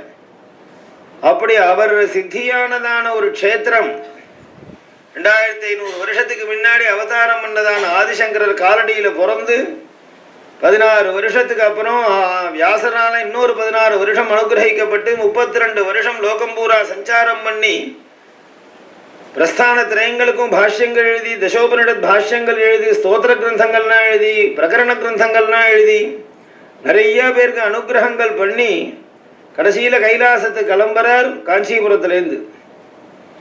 அப்படி கிளம்பும் போது அங்கேயே கிளம்பினதான க்ஷேத்திரங்கள் சுரேஸ்வரோட பீட்டாச்சாரியரா அமைக்கப்பட்டு அவரால் ஸ்தாபிக்கப்பட்டதான சிஷ்யர்கள் மூலமா அந்த மட பரம்பரை விஸ்தரிக்கப்படுறது. ஆதிசங்கரனுடைய பரம்பரை. பரம்பரைனா புள்ள பேரன் அப்படின்னு வர்றது ஒரு பரம்பரை, சிஷ்யன் பிரசிஷ்யன்னு வர்றது அது ஒரு வம்சம், அதுவும் வம்சம்தான், அது ஒரு பரம்பரை. அதனால பரம்பராகதம்னு சொல்றோம் பாருங்க. அதிலே சுரேஸ்வரருக்கு அப்புறம் சர்வஜாத்மானந்த போதேந்திர சரஸ்வதி சுவாமிகள்லேருந்து ஆரம்பிச்சு இன்னி பரியந்தான் 70 பேர் அந்த பீடத்தில் இருந்துட்டுருக்கா. காஞ்சி பீடத்தில், காஞ்சி காமகோடி பீடம்ங்கிறது ஆதிசங்கரால் ஸ்தாபிக்கப்பட்டு போகலிங்கத்தை உபாசிக்கக்கூடிய முக்கியமான பீடம். அதில் 68வது பீட்டாதிபதியாக இருந்ததான நம்ம மகாபரிவர் காஞ்சி சந்திரசேகரன் சரஸ்வதி சுவாமிகள், அவருடைய அற்புதங்கள்லாம் நிறைய இன்னைக்கும் நடந்துட்டுருக்கு. அந்த பீடத்திலேயே அவரால் ஸ்வீகரிக்கப்பட்டு அவரால் நேரடியாக சந்நியாசம் கொடுக்கப்பட்டு சந்நியாச தீட்சையாக கொடுக்கப்பட்டு சிஷ்யர்களாக ஏற்றுக்கொள்ளப்பட்ட வியக்தி 69வது பீட்டாபதியாக இருக்கக்கூடிய நம்ம புதுப்பிரிவால் சொல்லக்கூடிய ஜெயன் சரஸ்வதி சுவாமிகள். அதுக்கப்புறம் அடுத்ததாக விஜயன் சரஸ்வதி சுவாமிகள் ஜெய வருஷத்தில் அவருக்கு தீட்சை கொடுத்ததுனால அதே பேரை வச்சா ஜெயன் சரஸ்வதி சுவாமிகள்னா அவருடைய ஜெயந்தி தான் இப்போ கொண்டாடிட்டு இருக்கா இருள்நிக்கி. அவளும் அதே மாதிரி தர்மங்களை ஸ்தாபனம் பண்ணணுங்கிறதுக்காக அங்கங்கே போய் தர்மோபதேசங்கள். பிராமணர்த்வஸ்யஹி ரட்சணே ரட்சிதோஹி வைதிகோ தர்மஹா தததீனத்வாது வர்ணாசிரம தர்மானாம். ஆதிசங்கரர் சொல்றார், கீதையினுடைய பாஷ்யம் எழுதும்போது இன்ட்ரோடக்ஷன்ல உபோத்காதத்தில் சொல்றார் இந்த லைன். லோகம் பூரா காப்பாற்றப்படணும் அப்படின்னு சொன்னா வைதிக தர்மம் காப்பாற்றப்படணும். வைதிக தர்மங்கள் காப்பாற்றப்படணும்னா பிராமணத்துவம் காப்பாற்றப்படணும். பிராமணன் இல்லை, பிராமணத்வஸ்யஹி ரட்சணே ரட்சிதோகி வைதிகோ தர்மஹா. வைதிக தர்மாதீனத்வாது அப்படிங்கிறார். இந்த வைதிகமான தர்மங்கள் பரிபாலனப்பட்டாதான் லோகம் காப்பாற்றப்படும். லோகம்ங்கிற தனி இல்லை, எல்லா ஜனங்களும் உள்ளடக்கினதான் லோகம். எல்லா ஊர் எல்லா ஜனங்கள் இந்த லோக்கியதே இது லோகா, லோகம் பூரா காப்பாற்றப்படணும். அப்படின்னா என்ன அர்த்தம்னா இயற்கையெல்லாம் சொன்னதை கேட்கணும். பஞ்சபூதங்கள் ஒழுங்கா இருந்தா தான் ஒரு கிராமமோ ஒரு தேசமோ ஒழுங்கா இருக்கும். காற்று அடிக்கணும், கரெக்டா சரியா காற்று அடிக்கணும். ஜாஸ்தி காற்றடிச்சா பயிர்கள்லாம் சேதமாயிருது, ஒசக்காத்தா மாறுறது. மழை கரெக்டாக பெய்யணும், பெய்யலைன்னா காஞ்சி போகிறது. தீர்த்தத்தை எதிர்பார்த்து நிற்க வேண்டியிருக்கு. இருக்கிற ஜலம் உனக்கா எனக்கான சண்டை போடுறமே தவிர ஜலம் அதிகரித்து உற்பத்தி ஆகிறதுக்கு என்ன வழின்னு யோசிக்கலை. நம்ம இருக்கிறத உனக்கா எனக்கா சுப்ரீம் கோர்ட் வரைக்கும் சண்டை போட்டு நிற்கிறோம். நீ எனக்கு ஒரு அப்பத்தை வச்சு 2 பேர் பிடுங்குற மாதிரி. ஜலம் இருந்தா வருது, நிறைய தன்னால தேசம் ஜலசமர்த்தி ஆயிடுச்சுன்னா அவனுக்கு பிடிச்சின்னு போவோம். இருக்கிற ஜலத்தை உனக்கான்னு பிடிச்சிட்டு நிற்கிறோம். தீர்த்தங்கள் நிறைய சமர்த்தமாகணும் இல்லையா? அதே மாதிரி தேஜஸ் சொன்னதை கேட்கணும். நெருப்புல இன்னொன்று ஆபத்துகள் வருது. எத்தனையோ நெருப்பு பிடிச்சுன்னு தூங்குறான். 100கணக்கான குழந்தைகள், பள்ளிக்கூட குழந்தைகள் எரிஞ்சு போயிடுறது, அக்னி தக்தமாயிடுறது. என்ன பிராயசித்தம்னு தர்மசாஸ்திர பரட்டினா ஒன்றும் கிடைக்க மாட்டேங்கிறது. சங்காத மரணம் கட்டமாக இருக்கு. அக்னி ஜாஸ்தி சுட்டாலும் கஷ்டம், சுடலே இல்லைன்னாலும் கஷ்டம். யோஜனை பண்ணி பாருங்களேன். நாளையிலேருந்து நெருப்பு சுடாதுங்கிற ஒரு நிலைமை வந்ததுன்னா என்ன நடக்கும்? முதல்ல காப்பி போட முடியாது, அடுப்பு எரியாது, சமையல் பண்ண முடியாது. நெருப்பே சுடலை வந்து மாதிரி எல்லாரும் ஒரு நெருப்பை உருட்டி கையில் வச்சுக்கிறான்னு ஒரு நிலைமை வந்தாச்சுன்னா என்ன ஆகும்? நெருப்புக்கு உஷ்ணதுங்கிற ஒரு தன்மையை கொடுக்கறது இல்லையா? இதெல்லாம் லோகத்துக்கு வரக்கூடிய ஆபத்துகள். ஆகாசம் சொன்னதை கேட்கணும். ஆகாசம் நிச்சலமாக இருக்கணும். ஆகாசத்தில் ஆபத்துகள் ஏற்படக்கூடாது. ஆகாசம் மூலமாகவே ஆபத்துகள் வருது. பஞ்சபூதங்கள் சொன்னதை கேட்கணும் அப்படின்னா வைதிக தர்மம் காப்பாற்றப்படணும், வேத தர்மங்கள் ரட்சிக்கப்படணும். வேதத்தில் சொல்லப்பட்ட தர்மங்கள் எது வரைக்கும் இருக்கோ அது வரைக்கும் லோகமானது ரட்சிக்கப்படும், ஆபத்தே வராது. கொஞ்ச நாள் முன்னாடி வைதிக ஸ்ரீக்கு ஒரு கேள்வி வந்தது. ஜூன் 12ஆம் தேதிக்கு லோகம் அழிய போகிறதாமே, நீங்கள் என்ன நினைக்கிறேன்? அப்படி ஒன்றும் தெரியலையே, ஒரு புஸ்தகத்தையும் காணுமே. அப்புறம் எதில் போட்டிருக்கா நீங்கள் சொல்லுங்க, நான் புஸ்தகத்தை பார்க்குறேன். எனக்கு புஸ்தகம் தான் பிரமாணம். ஒரு புஸ்தகத்திலையும் போடல, பின்ன எப்படி சொல்கிறேன்னார். இல்லை யாரோ ஒருத்தர் டைரி எழுதிகிட்டே வந்தார். ஜூன் 12ஆம் தேதிக்கு அப்புறம் ஒரு டைரியில் எழுதலை. அதனால அன்னியோட லோகம் ஓம் தத் சதுன்னு சொல்லிட்டு இருக்காளே. லோகம்லாம் அழியவே அழியா சுவாமி. எது வரைக்கும் தர்மம் இருக்கோ, எது வரைக்கும் தர்ம சிந்தனை உடைய ஒத்தராவது ஒரு குழந்தையாவது இருக்கோ, சின்ன இடத்துலையாவது ஒரு தர்ம காரியங்கள் எது வரைக்கும் நடக்கிறதோ அது வரைக்கும் லோகத்துக்கு ஆபத்து வராது. வைதிக தர்மத்தை ரட்சணை பண்ணணும்னு சொன்னால் வேத தர்மங்கள் இருக்கிற வரைக்கும் லோகத்துக்கு ஆபத்து வராது. வேத தர்மம் காப்பாற்றப்படணும்னா பிராமணத்துவம் காப்பாற்றப்படணும்னு ஆதிசங்கருடைய ஸ்டேட்மெண்ட். பிராமணத்வஸ்ய ரட்சணே ரட்சிதோகி வைதிகோ தர்மஹ. நீ வைதிக தர்மத்தை காப்பாற்றப்படணும்னா பிராமணத்துவம் பாதுகாக்கப்படணும். பிராமணன் இல்லை, பிராமணன் சொல்லலை. பிராமணத்துவம் என்ன அர்த்தம்னா சரீரம்ங்கிறது ரெண்டு விதம். ஒன்றும் விஷுவலாக வெளியில தெரியக்கூடிய பாஹ்ய சரீரம், பிசிக்கலான பாடி. சில சரீரங்கள் கண்ணுக்கு தெரியாத சரீரம், அது சூக்ஷ்ம சரீரம்னு பேர். அதுக்கு கண்ணுக்கு தெரியாத சரீரங்கள் உண்டு. கண்ணுக்கு தெரிகிற சரீரத்திலேயே சில பார்ட்டுகள் நமக்கு தெரியலையே. பிசிக்கலா தெரியக்கூடிய பாடியிலேயே மனசுன்னா என்னன்னு கேட்டா சொல்ல தெரியல, மைண்டுன்னா என்னன்னு கேட்டா சொல்ல தெரியல. எங்கேயாவது உதுத்து பார்த்தா கூட மனசுன்னு எங்க இருக்குன்னு தெரியல. இப்படி பிசிக்கலான பாடியிலேயே கண்டுபிடிக்க முடியாத பார்ட்டு இருக்கு. அதே மாதிரி ஆந்தரமா சூட்சமான ஒரு சரீரம் இருக்கு. அந்த சரீரத்தினுடைய பலத்துக்கு தான் பிராமணத்துவம்னு பேரு. அந்த சரீரத்தினுடைய ஒரு எனர்ஜிக்கு தான் பிராமணத்துவம்னு பேரு. அது காப்பாற்றப்படணும்.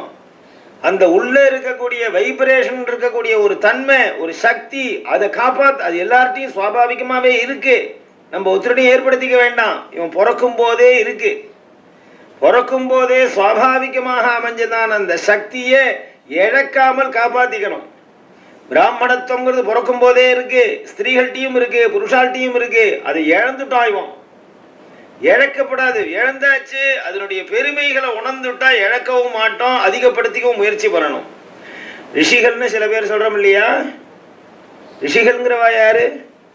என்ன ஆகாசத்திலே குதிச்சவாளா?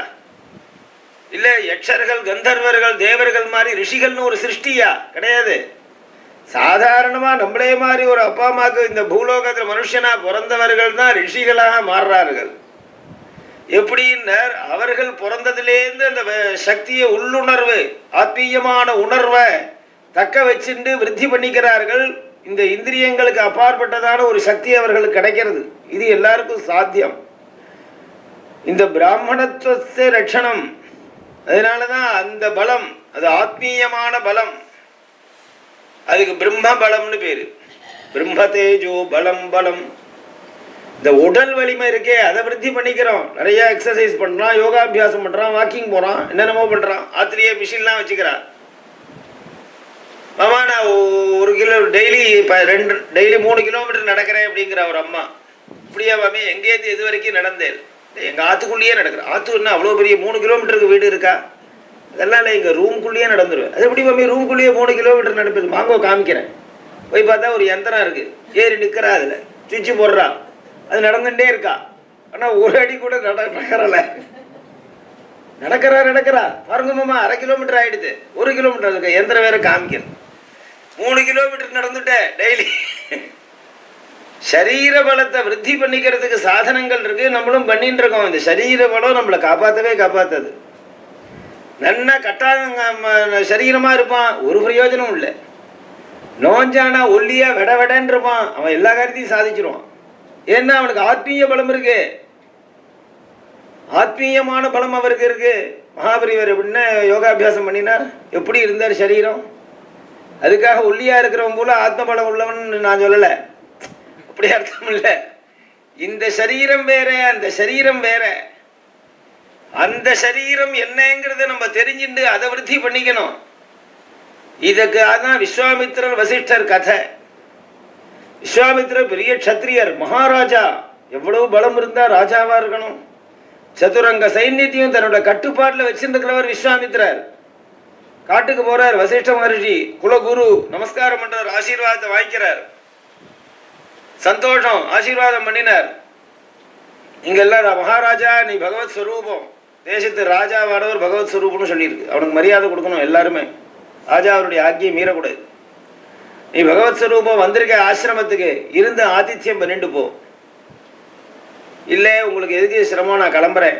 இல்லைப்பா நீ சாப்பிட்டு தான் போகணும்.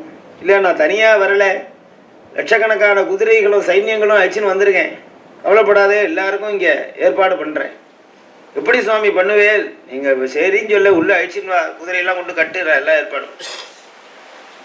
ஆசிரமத்திலேயே ஒரு பசுமாடு இருக்கு, காமதேனுன்னு பசுமாடு. அந்த பசுமாட்டை போய் பிரார்த்திக்கிறார். அக்னி சந்நிதியில, திரேதாக்னி சந்நிதியில மந்திரத்தை உச்சாரணம் பண்றார். தேவதை வர என்ன வேணுமோ சிருஷ்டி பண்ணுங்கிறார். எல்லாத்தையும் சிருஷ்டி பண்றது அது. பஞ்சபட்சிய பரமானம் சிருஷ்டியாருது. சேஷ்யம், லோக்கியம், பக்ஷ்யம், காத்தியம், கடிச்சு திங்கிறது, நக்கி சாப்பிட்றது, குடிக்கிறது எல்லாமே வருது. எல்லா விதமான பட்சணங்கள் ஆகாரங்கள் எல்லாம் வந்து அதுக்கு தகுந்த எல்லாம் சிருஷ்டி ஆயிடுத்துன்னு எல்லாம் சந்தோஷமாக சாப்பிட்டு ராஜாவும் சந்தோஷமாக சாப்பிட்டான். சந்தோஷம்னு சொல்லி நமஸ்காரம் பண்ணிட்டு கிளம்பப்படாதோ, நேரம் மறுபடியும் போனோம். ரிஷி போயிட்டு வரேன், போயிட்டு வா. இல்லை, இவ்வளோ தூரம் ஒரு சக்தி உடையதால் ஒரு பசுமாட்டை நீங்கள் வச்சுருக்கேலே, எங்கே எனக்கு கொடுத்துருங்களே அதை. இல்லைப்பா, இது ஒன்று டெய்லி இதை சிருஷ்டி பண்ணுறதுக்காக வச்சுக்கல, நான் அக்னிஹோத்திர ஹோமம் பண்ணுறேன். கார்த்தாலை சாயங்காலமும் பால் பசும்பாலுக்கு கறந்து ஹோமம் பண்ண வேண்டியிருக்கு, அதுக்காக நான் பசுமாட்டை வச்சுருக்கேன். போயிட்டு வாடினார். இல்லை, உங்களுக்கு இதுக்கு பதிலாக 1000 பசுமாட்டு தரேன், இதை கொடுங்கன்னு. தரமாட்டேன். சத்திரிய நொல்லியோ புடிவாதம் ஜாஸ்தி. விஸ்வாமித்திர கோத்திரத்தில் பிறந்த வாழ்க்கையே புடிவாதம் ஜாஸ்தியாக இருக்கும். விஸ்வாமித்திர கோத்திரம்னு ஒரு கோத்திரம், அது அபூர்வம். கவுண்டின்ய கோத்திரத்துலையும் புடிவாதம் ஜாஸ்தி. நீங்கள் ஒருத்தர் பார்த்துக்கல. அப்பா பையன் 2 கவுண்டின்யம். கவுண்டி ரொம்ப உத்தமமான ஒரு புருஷர். கிருஷ்ணமூர்த்தி ஐயர்னு ஆவடியில் இருக்கார். மகாபிரிவாளால் ஈர்க்கப்பட்டு காஞ்சி மடத்தில் வந்து சேர்ந்து பாலபிரிவா புதுப்பிரிவாள்கிட்ட சொன்னதை பூரா அப்படியே கேட்பார். சத்தியசந்தர் அவர், உத்தமமான சிஷ்யர். அவருடைய புத்திரர் வந்திருக்கிறவாள் பெரிய பெரிய ஆபீசர். ஏதோ பெரியவாருடைய கைங்கரியம் தர்ம பிரச்சாரம் பண்ணணும், லோகக்ஷேமத்துக்காக ஈடுபட்டு பண்ணிட்டு இருக்கா. விஸ்வாமித்திரர் என்ன பண்ணார், கிளம்பும் போது எப்படியாவது இந்த பசுமாட்டை கொண்டு போகணும்னார். இவர் கேட்க கேட்க கொடுக்கவே இல்லை, வசிட்டார். கொஞ்ச நேரம் ஆரம்பிச்சு மந்திரி வந்தான். ராஜன்னு என்ன இப்படி கெஞ்சின்னு நிற்கிறேல, என்ன வேணுமோ அழிச்சின்னு போயிட்டே இருக்க வேண்டியது தானே, வேணா வந்து பிடிச்சிக்கிறான்னோ. சரி பண்ணிட்டான்னு போய் பசுமாட்டை அவுத்தா. அதெல்லாம் தெய்வீகமான பசு, காமசேனுலாம். நம்பாத்து பசுக்கே இந்த சில ஜென்மாக்களுக்கு ஒண்டி பூர்வ ஜென்ம வாசனையை பகவான் கொடுத்துருக்கான். நமக்கு தெரியாது, நம்ம முன் ஜென்மாவில் என்ன இருந்தோம் நமக்கு தெரியல. நம்ம அம்மா வயத்துல இருந்த போது எப்படி இருந்தோம்னு தெரிஞ்சிருந்தாலே நம்ம ஞானி ஆயிடுவோம், அதுவே தெரியல. அந்த துக்கத்தை நினைச்சிருந்தாலே ஞானியா போடுவான். அதனால பகவான் எல்லாருடைய இதையும் மறைச்சு விட்டான், மறதியை கொடுத்து. ஆனா பசுமாடு நாய் போன்ற சில பிறவிகளுக்கு ஒண்டி முன்ஜென்மா தெரியும். அப்படி ஒரு சிருஷ்டியை பகவானை வச்சிருக்கான் சுவாபாவிகமாவே பசுமாடு. அதனால தெய்வீகமான பசு காமதேனும். வலுக்கட்டாயமா பிடிச்சி அவுத்துன்னு போனா அங்கேருந்து கை ஒத்தரிட்டு ஓடி வந்தது. வசிஷ்டர்கிட்ட வந்து கண்ணும் கண்ணீருமா அழறது. என்னம்மா ஏன் அழறேன்னு கேட்டார். ஏன் என்னை விட்டுட்டேன், உங்க ஆசிரமத்தில் நான் ஒழுங்காக தானே இருந்தேன், நான் என்ன உங்களுக்கு அபச்சாரம் பண்ணேன், ஏன் என்ன அவளோட அனுப்புறேன்னு கேட்டது. அவர் சொன்னார், நான் அனுப்ப மாட்டேன்னா சொன்னேன். இல்லை, பிடிச்சி அழிச்சுன்னு வலுக்கட்டாயமாக இழுத்துன்னு போகிறானே, நான் அனுப்பலம்மா. சரி நான் பார்த்துக்கிறேன்னு கொடுத்தது. வெளியில் வந்தது, பிடிச்சான். பப்பளவாதி சிருஷ்டி, பப்பளவம்னு பேருடையதான ஏராளமான ஒரு வீரர்களை தன்னுடைய சரீரத்திலேருந்தே உருவாக்குறது காமதேனு. லட்சக்கணக்கான வீரர்கள். விஸ்வாமித்திரருடைய ராஜாவா வந்த அந்த சைன்யத்துக்கும் இந்த சைன்யத்துக்கும் மகா சண்டை.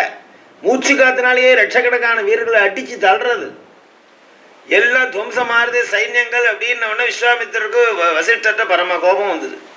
இனிமே யாரும் இந்த பசுமாட்டுக்கிட்ட சண்டை போடாங்கூடா, வசிஷ்டரை அடிக்கூடான்னு.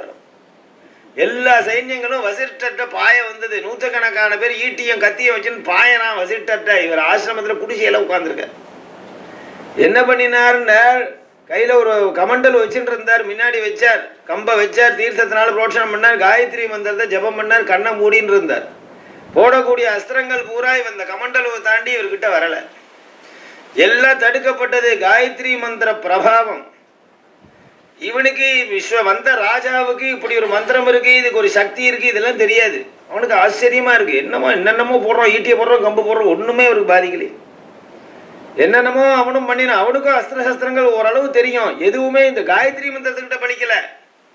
அவனும் மந்திரம் சொல்லி ஆக்னேயாஸ்திரம் வாயுவியாஸ்திரங்கள்லாம் போடுறான். ஆனா காயத்ரி மந்திரத்துக்கிட்ட அதெல்லாம் பலிக்காது. நகாயத்ரியா பரோ மந்திரா, காயத்ரி மந்திரத்துக்கு மிஞ்சினதான மந்திரம் இல்லை.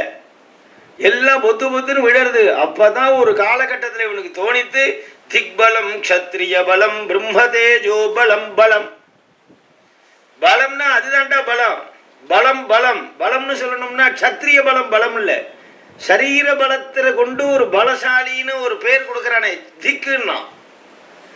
சம்ஸ்கிருத பாஷையில திக்கு அப்படின்னா சீச்சி அப்படின்னு சொல்றோம் பாருங்க, அதுக்கு சமானம். திக் க்ஷத்ரிய பலம்.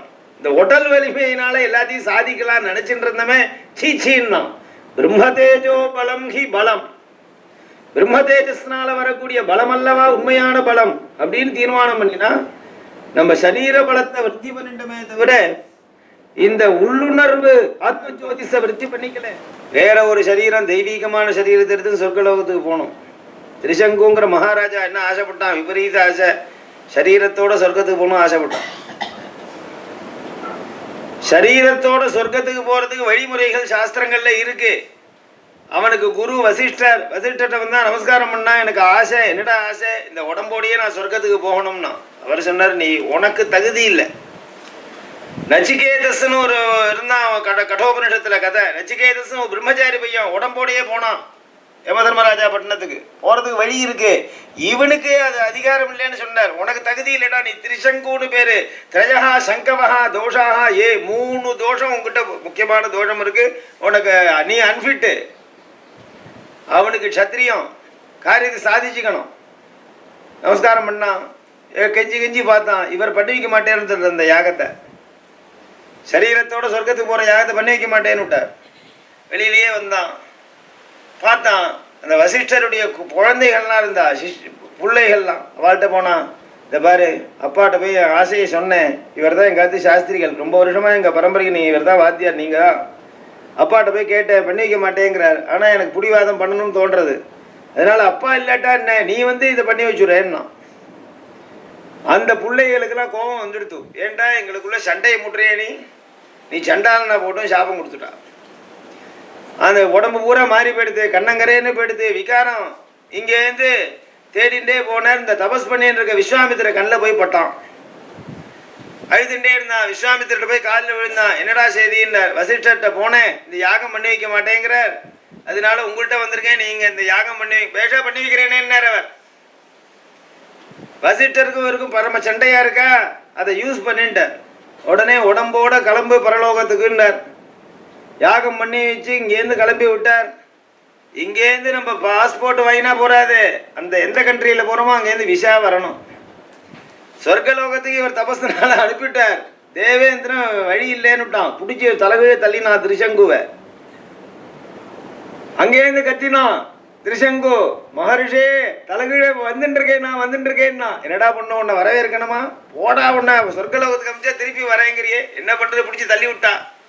தலைகீழ வேற விழலாம். விழும்போது ஸ்ருவத்தை காமிச்சுட்டே அங்கேயே நில்லுன்னு, அங்கேயே அவாந்தரத்தில் திரிசங்குவை நிற்க வச்சார். தேவேந்திரன்ட்ட கேட்டார், ஏன்டா அவனை உள்ள விட மாட்டேங்கிற? எங்க நியத்திக்கு இது மனுஷ சரீரத்தோட இங்க இடம் கிடையாது, உங்க தபஸ்னாலாம் இங்க பலிக்காதுன்ட்டான். அவர் சொன்னார், நீ என்ன உள்ள விடுறது? தேவலோகம்னு ஒண்ணு இருக்கு, அங்க போய் இருக்கணும்னு அவன் ஆசைப்படுறான். நீ தேவலோகத்துக்குள்ள என்ட்ரன்ஸ் இல்லைன்னா புது தேவலோகத்தை நான் சிருஷ்டி பண்றேன்னு அவர். இவன் திரிசங்கு இருக்கிற இடத்துலயே புது தேவலோகத்தை சிருஷ்டி பண்ணினார். திரிசங்கு உட்காந்து வச்சார். எல்லாரும் வந்து பிரார்த்தனை பண்ணினா, ஏதோ சண்டை பூசை, அப்புறம் சமாதானம் வந்தது. திரும்பி பார்த்தார், 1000 வருடம் தபசு நிர்பேலன்ஸ் ஆயிடுது. திரிசங்குக்கா எல்லாத்தையும் ஒழிச்சு விட்டார். இன்னொரு திக்குக்கு போனார், மேனைக்கு அனுப்பிச்சான், அப்சரஸ் அனுப்பிச்சான், 1000 வருஷம் அங்கே அதில் காலி பண்ணார். இன்னொரு திக்குக்கு போனார், சுனசேபன்னு ஒருத்தவன் தான் என்னை காப்பாத்தினார், அவனுக்காக தபஸை வேஸ்ட். 4000 வருடம் தபஸ் பண்ணியும் காயத்ரி மந்திர ஜபத்தை இவரால் அடைய முடியல. கடைசியில மறுபடியும் ஒரு 1000 வருஷம் அடக்கின்னு தபஸ் பண்ணவொடனே பிரம்மா வந்து அந்த காயத்ரி மந்திரத்தினுடைய பவரை இவருக்கு கொடுத்து பிராமணத்துவத்தை இவர் கொடுக்குறார். அதுக்கப்புறம் நீ தான் பிரம்ம ரிஷின்னு சொன்ன உடனே வசிஷ்டர் வாக்குனால பிரம்ம ரிஷி கிடைக்கணும்னு சொன்னார். வசிஷ்டர்கிட்ட வந்து அதனாலதான் நம்ம பண்ணக்கூடிய காயத்ரி மந்திரத்தை கண்டுபிடிச்சவர் விஸ்வாமித்திரர். நம்ம சந்தியாவந்தனத்தில் காயத்ரி சொல்றோம். எந்த மந்திரமா இருந்தாலும் ரிஷி சந்தஸ் தேவத்தை சொல்லாம சொல்லக்கூடாது. இந்த மந்திரத்தை யார் கண்டுபிடிச்சாலும் அவர் ரிஷி, அவருக்கு சிரசனால நமஸ்காரம் பண்றோம். அந்த மந்திரம் எத்தனை எழுத்து என்ன மீட்டர்ல அமைஞ்சிருக்குன்னு சொல்றது சந்தஸ். நாக்குனால சொல்றதுனால சந்தகான்னு இங்க தொட்டுக்கணும். எந்த மந்திரமும் ஒரு தேவதையை உபாசிக்கக்கூடிய மந்திரமா இருக்கும், தேவதையை திருப்தி பண்ணி வைக்கக்கூடிய மந்திரமா இருக்கும், தேவதையை பிரதிபாதனம் பண்ணக்கூடிய மந்திரமா இருக்கும். எந்த மந்திரம் எந்த தேவதையை பத்தி பிரதிபாதனம் பண்றதோ அந்த தேவதையை ஹிருதயத்தினால தியானம் பண்ணிட்டு அந்த மந்திரத்தை ஜபம் பண்ணணும். அதனால தேவதான ஹிருதயத்தை தொட்டுக்கணும். மந்திரத்துக்கு ரிஷி சந்தஸ் தேவதை முக்கியம். எல்லாத்துக்கும் உண்டு மந்திரம். எந்த மந்திரமா இருந்தாலும் ரிஷி சந்தஸ் தேவதை. அதனால இந்த மந்திரத்துக்கு என்ன ரிஷி என்ன சந்தஸ் என்ன தேவதை? காயத்ரியாக விஸ்வாமித்ர ரிஷி. சந்தியாவந்தனம் சொல்றோம் இல்லையா? காயத்ரியை கண்டுபிடிச்சவர் விஸ்வாமித்ரர். ரிச்சித் காயத்ரி சந்தஹா. காயத்ரி சந்தஸ்னா 24 எழுத்து, 4 பாதங்கள் இருக்கணும், ஒன்னொன்றுக்கும் 8 எழுத்துகள். சுக்லாம்பரதரம் விஷ்ணுன்னு ஒரு ஸ்லோகம் இருக்கு பாருங்க, விஷ்ணு தர்சனம் ஆரம். சசிவர்ணம் சதுர்புஜம் பிரசன்னவதனம் தியாஜேது சர்வ விக்னோபசாந்தஜே. 24 எழுத்து வரும் எண்ணி பார்த்தா. ஒவ்வொரு பாதத்துக்கும் 8 4 24. இது காயத்ரி சந்தஸ்ன்னு பேரு, முக்கியமான சந்தஸ் இது. அதே மாதிரி இந்த ஒரு எழுத்து குறைஞ்சா ரிச்சித் காயத்ரின்னு பேரு, ஏகான்யூனான் ரிச்சித். 23 எழுத்துல அமைஞ்சதுனால இந்த காயத்ரி சந்தஸுக்கு ரிச்சித் காயத்ரி சந்தஹா சவிதா தேவதா. இந்த காயத்ரி மந்திர பிரதிபாத்தியமான தேவதை என்ன? சவிதான்னு சொல்லக்கூடிய சூரியன். நம்ம காயத்ரி மந்திரம் எல்லாருக்கும் தெரியும். மற்ற மந்திரத்துக்கெல்லாம் இல்லாததான தனி பெருமை காயத்ரிக்கு உண்டு. முக்தா வித்ருமஹேம நீல தவலச்சாஜைர் முகை ஸ்திரீக்ஷணை யுக்தா மிந்து கலா நிபத்த மகுடாம் தத்வார்த்த வர்ணாத்மிகாம் காயத்ரீம் வரதா பஜாங்குஷ கஷாஹா. அந்த காயத்ரி தேவதையினுடைய ஸ்வரூபம் இப்படி. காயத்ரிக்கு 5 முகம். காயத்ரி தேவதைக்கு ஒவ்வொரு முகமும் ஒவ்வொரு கலர்ல இருக்கு. முக்தா வித்ருமம்னா பவழம், முத்து பவழம், ஹேமம் சொர்ணம், தவளம் வெளுப்பு, நீலம் கருப்பு. சாஜைர் முகை ஸ்திரீக்ஷணை 3 கண்ணு. யுக்தா மிந்து கலா நிபத்த மகுடாம் 3ஆம் பேர சந்திரனை தலையில வச்சுட்டு இருக்கா. தத்வார்த்த வர்ணாத்மிகாம் ஒவ்வொரு ஹஸ்தத்திலையும் என்னென்ன வச்சுட்டு இருக்கான்னு வர்ணிக்கிறது தியான ஸ்லோகம். இப்படி ஒரு அம்பாள் காட்சி கொடுக்கிறா. அந்த அம்பாளுக்கு தான் காயத்ரின்னு பேரு. இதே அம்பாள் கார்த்தால மத்தியானம் சாயங்காலத்துல காயத்ரி சாவித்ரி சரஸ்வதின்னு காட்சி கொடுக்கிறா. ஆனா இந்த சமஷ்டி காயத்ரி ஸ்வரூபம் இருக்கு, இதனுடைய தியானங்கள் தனி. இந்த அம்பாள் யாருங்கிறதுலயே ஒருத்தருக்கும் சொல்லல. நாம நினைக்கிற மாதிரி சகுணமான பல மூர்த்தங்கள் இருக்கு. இந்த மூர்த்தத்துக்கு அப்பாற்பட்டமான ஒரு தேவதை காயத்ரி பிரதிபாத்தியமான தேவதை. அது சூரியன் இல்லை, பரமேஸ்வரன் இல்லை, விஷ்ணு இல்லை, இல்லை நிர்குணமான பிரம்மஸ்வரூபம் இல்லை. எதுவாகவும் சொல்லலாம். நாம எதுவா நினைக்கிறோமோ அதுவா காட்சி கொடுக்கும் காயத்ரி மந்திரம் உண்டி. திருப்பதி வெங்கடேஸ்வர சுவாமி யாரு? எல்லா தேவதையினுடைய ஸ்வரூபம். ஒவ்வொருத்தரும் ஒன்னொன்னு சொல்லிட்டு இருக்கா. அதே மாதிரி இந்த காயத்ரி மந்திரம் என்ன பண்றது, எந்த தேவதைக்கும் அப்ளிகபிள் ஆற மாதிரி அது அமைஞ்சிருக்கு. எப்படி பகவத்கீதை ஸ்லோகங்கள் திரிமதஸ்தர்களுக்கும் இடம் கொடுக்கிறதோ, எப்படி வியாசர் பண்ணின பிரம்மசூத்திரங்கள் வைஷ்ணவம் விசிஷ்டாத்வைதம் துவைதம் அத்வைதம் திரிமதத்துக்கும் இடம் கொடுத்து வேலை செய்கிறதோ, இழுத்து எழுப்புக்கு வருதோ, அதே மாதிரி இந்த காயத்ரி மந்திரம்ங்கிறது இது என்ன தேவதை மந்திரம்னு ஒருத்தராலையும் நிர்ணயிச்சு சொல்ல முடியாது. சூரியன் பொதுவா சொல்றா. சவிதாங்கிற பதம் இருக்கு. வரேண்யம் தேவஸ்யே சவிதுஹு தேவஸ்யே வரேண்யம் யஹா. சவிதா அப்படின்னா உருவாக்குபவன், கொடுப்பவன். நிறைய வாரி வாரி கொடுக்கக்கூடிய ஒரு தேவன் இருக்கானே, உயர்வான அந்த தேஜஸை தியானம் பண்றேன். தீமஹி யஹா நஹா தியஹா பிரச்சோதயாது. எந்த தேவதை என்னுடைய புத்தியை தூண்டி விடுறதோ அதுல முக்கியமான பதம் பர்கஹா. அதுதான் முக்கியமான பதம். அப்படிப்பட்ட பர்கம்னு சொல்லக்கூடிய ஜோதிஷே தீமகி தியானிக்கிறேன்னு வருது மந்திரார்த்தம். பர்கஹாங்கிறது யாரு? தூண்டி விடுறவன் அப்படிங்கிற பதம். சவிதாங்கிற பதம் சூரியனை குறிக்கும். சூரியனுக்கு 12 நாமாக்கள். மித்ரன், ரவீஸ், அர்க்கன், சூரியன், பகன், ககன், பூஷா, ஹிரண்யகர்ப்பம், மரீச்சி, ஆதித்யன், சவிதா, அர்க்கா, பாஸ்கரன் 12 நாமாக்கள்ல சவிதான்னு ஒரு பேர். அதனால சவிதுஹூங்கிற பதம் இருக்கிறதுனால இது சூரியனை குறிக்கிறது அப்படின்னு ஒருத்தர் சொல்றார், ஒரு ரிஷி. சரி, சூரியனை உபாசிப்போம். இன்னொருத்தர் வந்தார், இது எங்க பரமேஸ்வரனை சொல்லக்கூடிய மந்திரம், காயத்ரி மந்திரம்ங்கிறது பரமேஸ்வரனை உபாசிக்க மந்திரம்னு.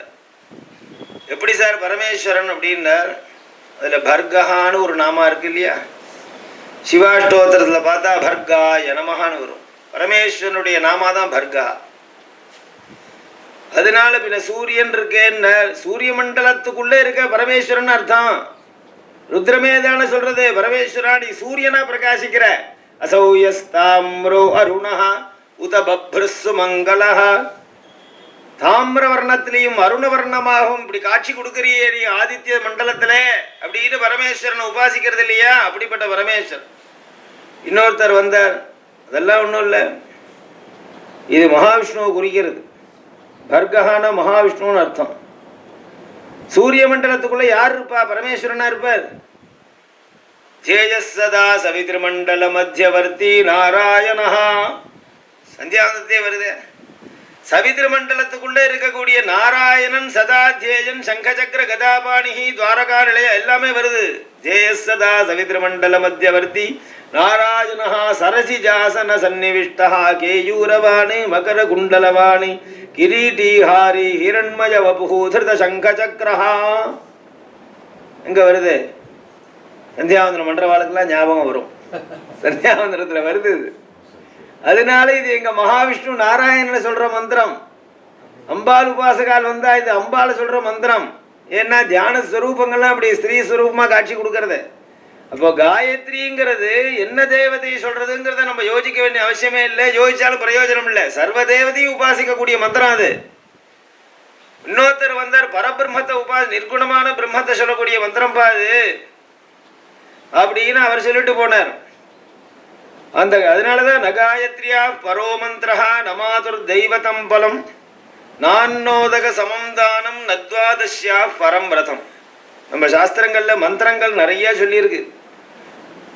கோட்டிக்கணக்கான மந்திரங்கள் உபாசனைக்கு வழிமுறைக்கு சொல்லியிருக்கு. எல்லா மந்திரத்துக்காரனையும் சீஃப் உயர்வான மந்திரம் காயத்ரி மந்திரம். ந காயத்ரியா பரோ மந்திரா. அஷ்டாட்சரம், பஞ்சாட்சரங்கள், பஞ்சதசி அக்ஷரங்கள், ஷோடசாட்சரங்கள், எத்தனை மந்திரங்கள் இருக்கு. விக்னேஸ்வரர்லேருந்து ஆரம்பிச்சு பைரவர் பர்யந்த மந்திரம் இருக்கு. இன்னும் புதுசா தேவதை வந்தா அதுக்கும் மந்திரம் வந்துட்டே இருக்கும். சாய்பாபா மந்திரம் கூட இருக்கு.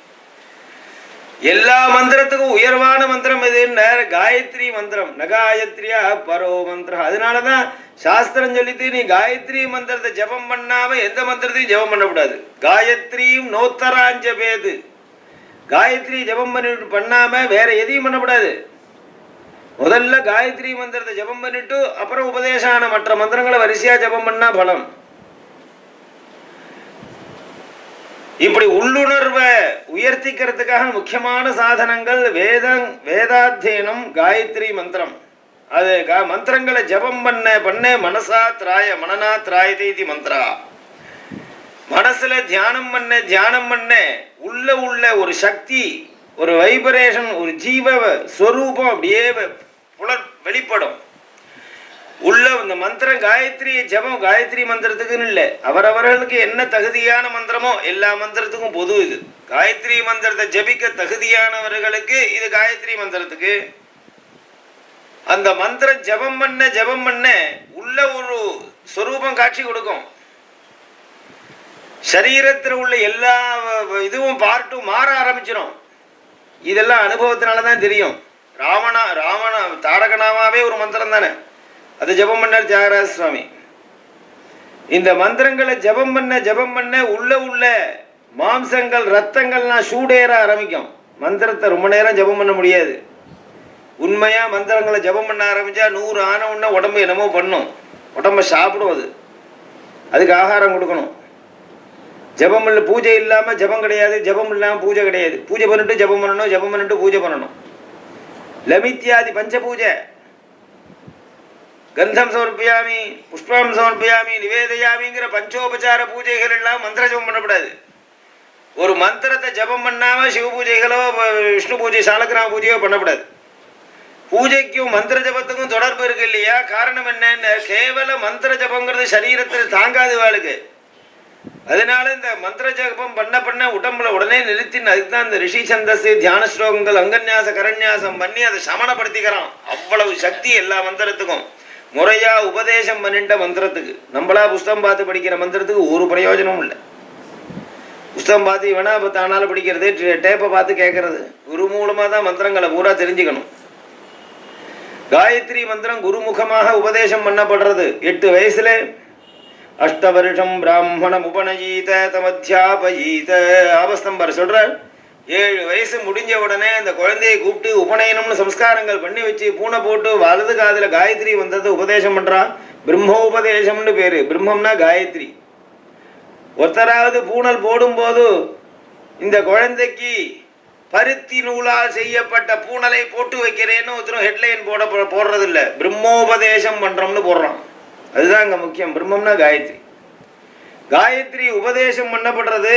ஆனா மற்ற மந்திரங்களுக்கும் இதுக்கும் வேறுபாடுங்கிறது ஒண்ணுலேருந்தே நம்ம தெரிஞ்சுக்கலாம். என்ன, எந்த மந்திரமும் குரு எப்படி உபதேசம் பண்றாரோ அப்படிதான் நாம ஜபம் பண்ணணும். மந்திர சாஸ்திரம் மந்திரங்கள்ல பல அந்த குருவுக்கு தகுந்த மாதிரி மண்டலிக்கு தகுந்த மாதிரி பல மாறுபாடு உள்ள மந்திரங்கள்லாம் இருக்கு.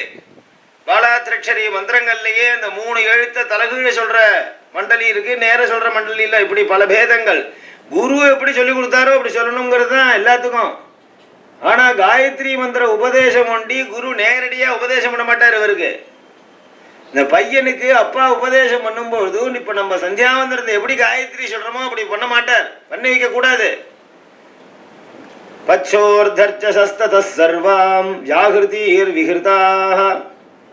முதல்ல பாதமா விட்டு சொல்லணும், அப்புறம் பாதி இருக்கா சொல்லணும், அப்புறம் முழுசா சொல்லி வைக்கணுங்கிற ஒரு பரிபாட்டியில உபதேசம்.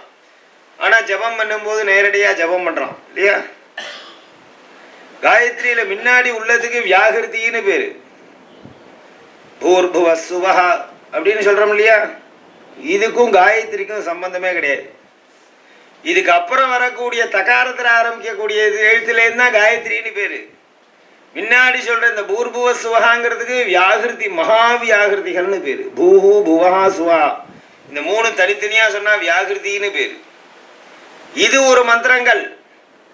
இதுக்கு முன்னாடி ஓம்னு ஒன்று சொல்றமே அதுக்கு பேர் பிரணவம்னு பேரு. இதுக்கும் காயத்ரிக்கும் சம்பந்தமே கிடையாது. ஆனா காயத்ரி ஜபம் பண்ணும் போது இதை சேர்த்து ஜபம் பண்ணுன்னு ரிஷிகள் சொல்றா. பிரணவத்தோடையும் வியாகிருதியோடையும் சேர்த்து காயத்ரி ஜபம் பண்ணினேன்னா அந்த காயத்ரியினுடைய சக்தி அதிகரிக்கிறது. சில மந்திரங்களோட சில மந்திரங்களை சேர்த்து ஜபம் பண்றது உண்டு. இந்த வியாகிருதி மந்திரத்தோட சேர்த்து ஜபம் பண்ணணும். வியாகிருதிக்கே அதனாலதான் பூராதி சப்த வியாகிருதீனாம் அத்ரி பிருகு குத்ஸ வசிட்ட கௌதம காஷ்யப ஆங்கி ரசா ரிஷயா. இந்த 7 வியாகிருதிகளுக்கும் ரிஷி சந்தஸ் சொல்லிக்கிறான். இதுக்கு சந்தஸ், இதுக்கு தேவதை அக்னி வாயு அர்க்க வாகீஷ வருண இந்திர விஸ்வே தேவா தேவதா. இதெல்லாம் வியாகிருதியினுடைய தேவதைகள். இதுக்கப்புறம் தான் காயத்ரியினுடைய ரிஷி சந்தஸ். காயத்ரியாக விஸ்வாமித்ர ரிஷி காயத்ரி சந்தா சவிதா தேவதா இல்லையா? அதனால காயத்ரி தனி, வியாகிருதி தனி, பிரணவம் தனி. இதோட சேர்த்து எதுக்கு இந்த காயத்ரி ஜபம் பண்ணணும்னா, காயத்ரி ஜபம் பண்ணினா உள்ள வைப்ரேஷன் இந்த காயத்ரி மந்திரத்தினாலே சாதிக்க முடியாதது இல்லை. குறிப்பா பிராமணன் பிராமணத்துவத்தை அடையணும்னா காயத்ரி மந்திரம் இருந்தா தான் அடைய முடியும். தப்பா நினைச்சுக்காயங்க. காயத்ரி இல்லை ஜபம் பண்ணல அப்படின்னா இவன் பிராமணனாங்கிறது கொஸ்டின் மார்க்கா தான் இருக்குன்னு சாஸ்திரம் சொல்றது. நான் சொல்லலை. என்ன ரிஷியா? மனுஸ்மிருதின்னு ஒன்று. மனுங்கிறவர் பெரிய மகாத்மா. அவர் தர்மசாஸ்திரம் எழுதியிருக்காரு. அந்த புஸ்தகம்தான் எல்லா ஸ்மிருதிகளுக்கும் மூல கிரந்தம், பரம பிரமாணம் அப்படின்னு வேதம் சொல்றது. யத்வை கிஞ்ச மனுரவதது தத்பேஷஜம். மனு எதை சொன்னாரோ அது மருந்துரா கேள்றான்னு வேதம். இந்த மனுஸ்மிருதியில சொல்லியிருக்கு, நீ பிராமணனா பிறந்துட்டியா, நீ செய்ய வேண்டிய காரியங்கள்ல முக்கியமான காரியம் வேதங்களை அத்தியனம் பண்ணணும். உனக்குன்னு ஒரு வேதம் இருக்கு, உனக்குன்னு ஒரு சாக்கை இருக்கு. நீ பூனல் போட்டுன்னு வேதம் பூரா அத்தியனம் பண்ணு. அதுதான் நீ செய்ய வேண்டிய முக்கியமான காரியம். நீ பிசினஸ் பண்றது உன்னுடைய காரியம் இல்லை.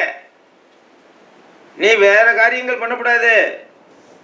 வேதங்களை பூரா அத்தியனம் பண்ணணும்.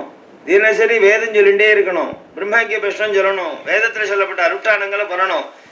இதனால லோகக்ஷேமத்தை ஏற்படுத்தணும். கண்ணுக்கு தெரியாம இருக்கக்கூடிய சில துர்பிட்சங்கள்லாம் நீ சொல்லக்கூடிய வேத மந்திர உச்சாரணத்தினால வெளியில போகும். ஆகாசம் சுத்தப்படுத்தும் வேத மந்திரங்களால.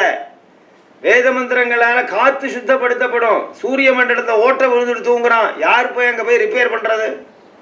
என்ன ஸ்க்ரூ டிரைவர் எடுத்துன்னு போக முடியும்? ஓசோன் படலத்தை ஓட்ட விழுந்துட்டு தூங்குறான், முழிக்கிறான் விஞ்ஞானிகள்லாம். இந்த வேத மந்திரத்தினுடைய சவுண்டு வைப்ரேஷன் தான் அதெல்லாம் சுத்திப்படுத்துற மருந்து. இந்த சாதுஸ்வரியமாக அமைஞ்சதான வேத மந்திரம் இருக்கு, இதுக்கு அவ்வளவு பவர் இருக்கு. ஆனா இது பவரோட கிரகிக்கணும், குருகிட்டேந்து வாங்கிக்கணும், நியமத்தோட கிரகிக்கணும், நியமத்தோட வச்சுட்டு இருக்கணும், தக்க வச்சுட்டு இருக்கணும். அப்பதான் இந்த மந்திரம் பலிக்கும். அப்படி உள்ள இந்த வேதத்தை நீ அத்தியனம் பண்ணணும்னு பிராமண ஜாதிக்கு இடப்பட்ட கட்டளை சாஸ்திரம். தஸ்மாத் பிராமணேன நிஷ்காரணேன ஷடங்கோ வேதா அத்தியேயா ஜ்ஞேயஸ்ச அப்படின்னு தர்மசூத்திரம். பிராமணனா பிறந்தவன் வேதத்தை அத்தியனம் பண்ணணும், ஆனா ஏன்னு காரணம் கேட்கக்கூடாது அப்படின்னு அதுல சொல்றது. ஏன் நான் வேதம் படிக்கணும்னு கேட்டா என்ன பேர் சொல்றது? நிஷ்காரணேன ஷடங்கோ வேதா அத்தியேயா ஜ்ஞேயஸ்ச. மகாபரிவா வேதங்களுக்கெல்லாம் அர்த்தம் சொல்றதுக்காக அவளுடைய 60வது வயசுல சட்வத பூர்த்தி கொண்டாடுறேன்னு எல்லாரும் வந்தா. எனக்கு சட்வத பூர்த்திலாம் வேண்டாண்டா, நீங்க என்னென்னலாம் சமர்ப்பணம் பண்றீங்களோ எல்லாத்தையும் சேர்த்து ஒரு ட்ரஸ்டா வச்சு சட்வத பூர்த்தி ட்ரஸ்ட்னு வச்சு இந்த வேதம் படித்தவாள்லாம் உட்காந்துச்சு அதுக்கு பாஷ்யங்கள்லாம் படிக்கிற மாதிரி ஏற்பாடு பண்ணணும். வேத பாஷ்ய ட்ரஸ்ட்டு இன்னைக்கு நடக்கிறது அது. அதில் 7 வருஷங்கள் சிலபஸ் போட்டு 6 மாதத்துக்கு ஒரு பரீட்சை, 14 பரீட்சை, அதில் ஃபஸ்ட் கிளாஸு செகண்ட் கிளாஸ்லாம் போட்டு எல்லாம் வயசானவா அவள்லாம் பரீட்சை கொடுத்தா கிட்டத்தட்ட 70 வயசு 80 வயசுக்காரால ஒரு 60 பேர் 7 வருஷம் முடிச்சு எல்லாருக்கும் சம்பாவனை, எல்லாருக்கும் வேத பாஷ்ய ரத்னம்னு விருது, கையில் தோடா தங்கத்தோடா போட்டு கௌரவிச்சா. அப்போது ஷால்வை எல்லாருக்கும் போத்தினா. ஷால்வை போத்தும்போது மகாபரிவா சொன்னால் இந்த ஷால்வை வெறுமனை போத்தாத, இதில் நான் ஒரு வச்சனம் சொல்கிறேன், தர்மசூத்திரத்தில் ஒரு வாக்கியம், அதை அப்படியே பொறின்னு சொன்னான். மாங்காய் ஷால்வை என்ன வச்சனம்னார்? இப்போ நான் சொன்னேனே அதுதான். பிராமணன் காரணத்தை எதிர்பார்க்காமல் வேதங்களை அத்தியனம் செய்து அர்த்தத்தை அறிந்து கொள்ள வேண்டும்னு இருக்க, அதை பூரா அந்த ஷால்வேல நூலால தைக்க சொல்லி எல்லாருக்கும் போத்தினான். தஸ்மாத் பிராமணேன நிஷ்காரணேன ஷடங்கோ வேதா அத்தியேயா ஜ்ஞேயஸ்ச. காரணம் கேட்கக்கூடாது. பிராமணன் அதீனமாக தானே தேசமே இருக்கு. நீ வேதங்களை உச்சாரணம் பண்ணி காயத்ரி ஜபம் பண்ணிட்டு இருந்தா தேசத்துக்கு ஆபத்து வருமா? எத்தனை பிராமணம் இருக்கா? காயத்ரி ஜபம் பண்ண வேண்டாமா? ஒரு நாளைக்கு கார்த்தால 108 காயத்ரியாவது ஜபம் பண்ணணும். நின்றுட்டு சூரியோதய காலத்துல ஸ்நானம் பண்ணிவிட்டு ஓபன் பிளேஸ்ல நின்றுட்டு கண்ணை மூடின்னு கையை மூடி துணினால வஸ்திரத்தினால துணியை கையை மூடிட்டு தியானம் பண்ணி பண்ணணும். ஒரு பிராமணன் 108 ஆவர்த்தி பண்ணணும். கார்த்தால எல்லாரும் பண்ணணும். ஒரு ஊர்ல எத்தனை பேர் இருக்கா? குறைஞ்சபட்சம் 10,000 பேர் இருப்பா. 10,000 பேரும் ஏதாவது ஒரு நாள் வருஷத்துல மொட்டை மாடியிலையோ இல்லை ஓப்பன் பிளேஸ்லையோ நின்று ஒரு 108 காயத்ரி ஜபம் பண்ணா 108 × 10,000 எவ்வளோ ஆச்சு? எத்தனை மந்திர வைப்ரேஷன் கிடைக்கும்? ஜலப்பஞ்சம் வருமா? மழை பிச்சுன்னு கொட்டும், விவசாயம்லாம் நன்னா விளையும். பூமியில பயிரை போட்டு முட்டி முட்டி பார்க்கறான் பூமியை, வெளியே விதை எப்போ வெளியில வருதுன்னு. இவன் என்ன விஞ்ஞானம் பண்ணினாலும் பூமிக்குள்ள விளைச்ச விதை வெளியில வருமா? மந்திர சக்தியினாலதான் வந்தாகணும். அது பகவான் அனுகிரகத்தினாலதான் பூமியை பொழந்த வெளியில வரணும். அதுக்கப்புறம் நீ தண்ணியை விட்டு உரத்த போடும். இது வரணும்னு சொன்னா இந்த மந்திரங்கள் சக்தி ஜாஸ்தியாகணும். அதனால வேத எல்லாரும் அத்தியனம் பண்ணணும்னு பிராமணங்கிட்ட கடமையை ஒப்படைச்சிருக்கு சாஸ்திரம். லோகத்துக்கு ஆபத்து வருதுன்னா பிராமணன் அனாச்சாரமா இருந்துட்டு காயத்ரி முதலிய மந்திரங்களை ஜபிக்காம இருக்கிறதும் ஒரு காரணம்.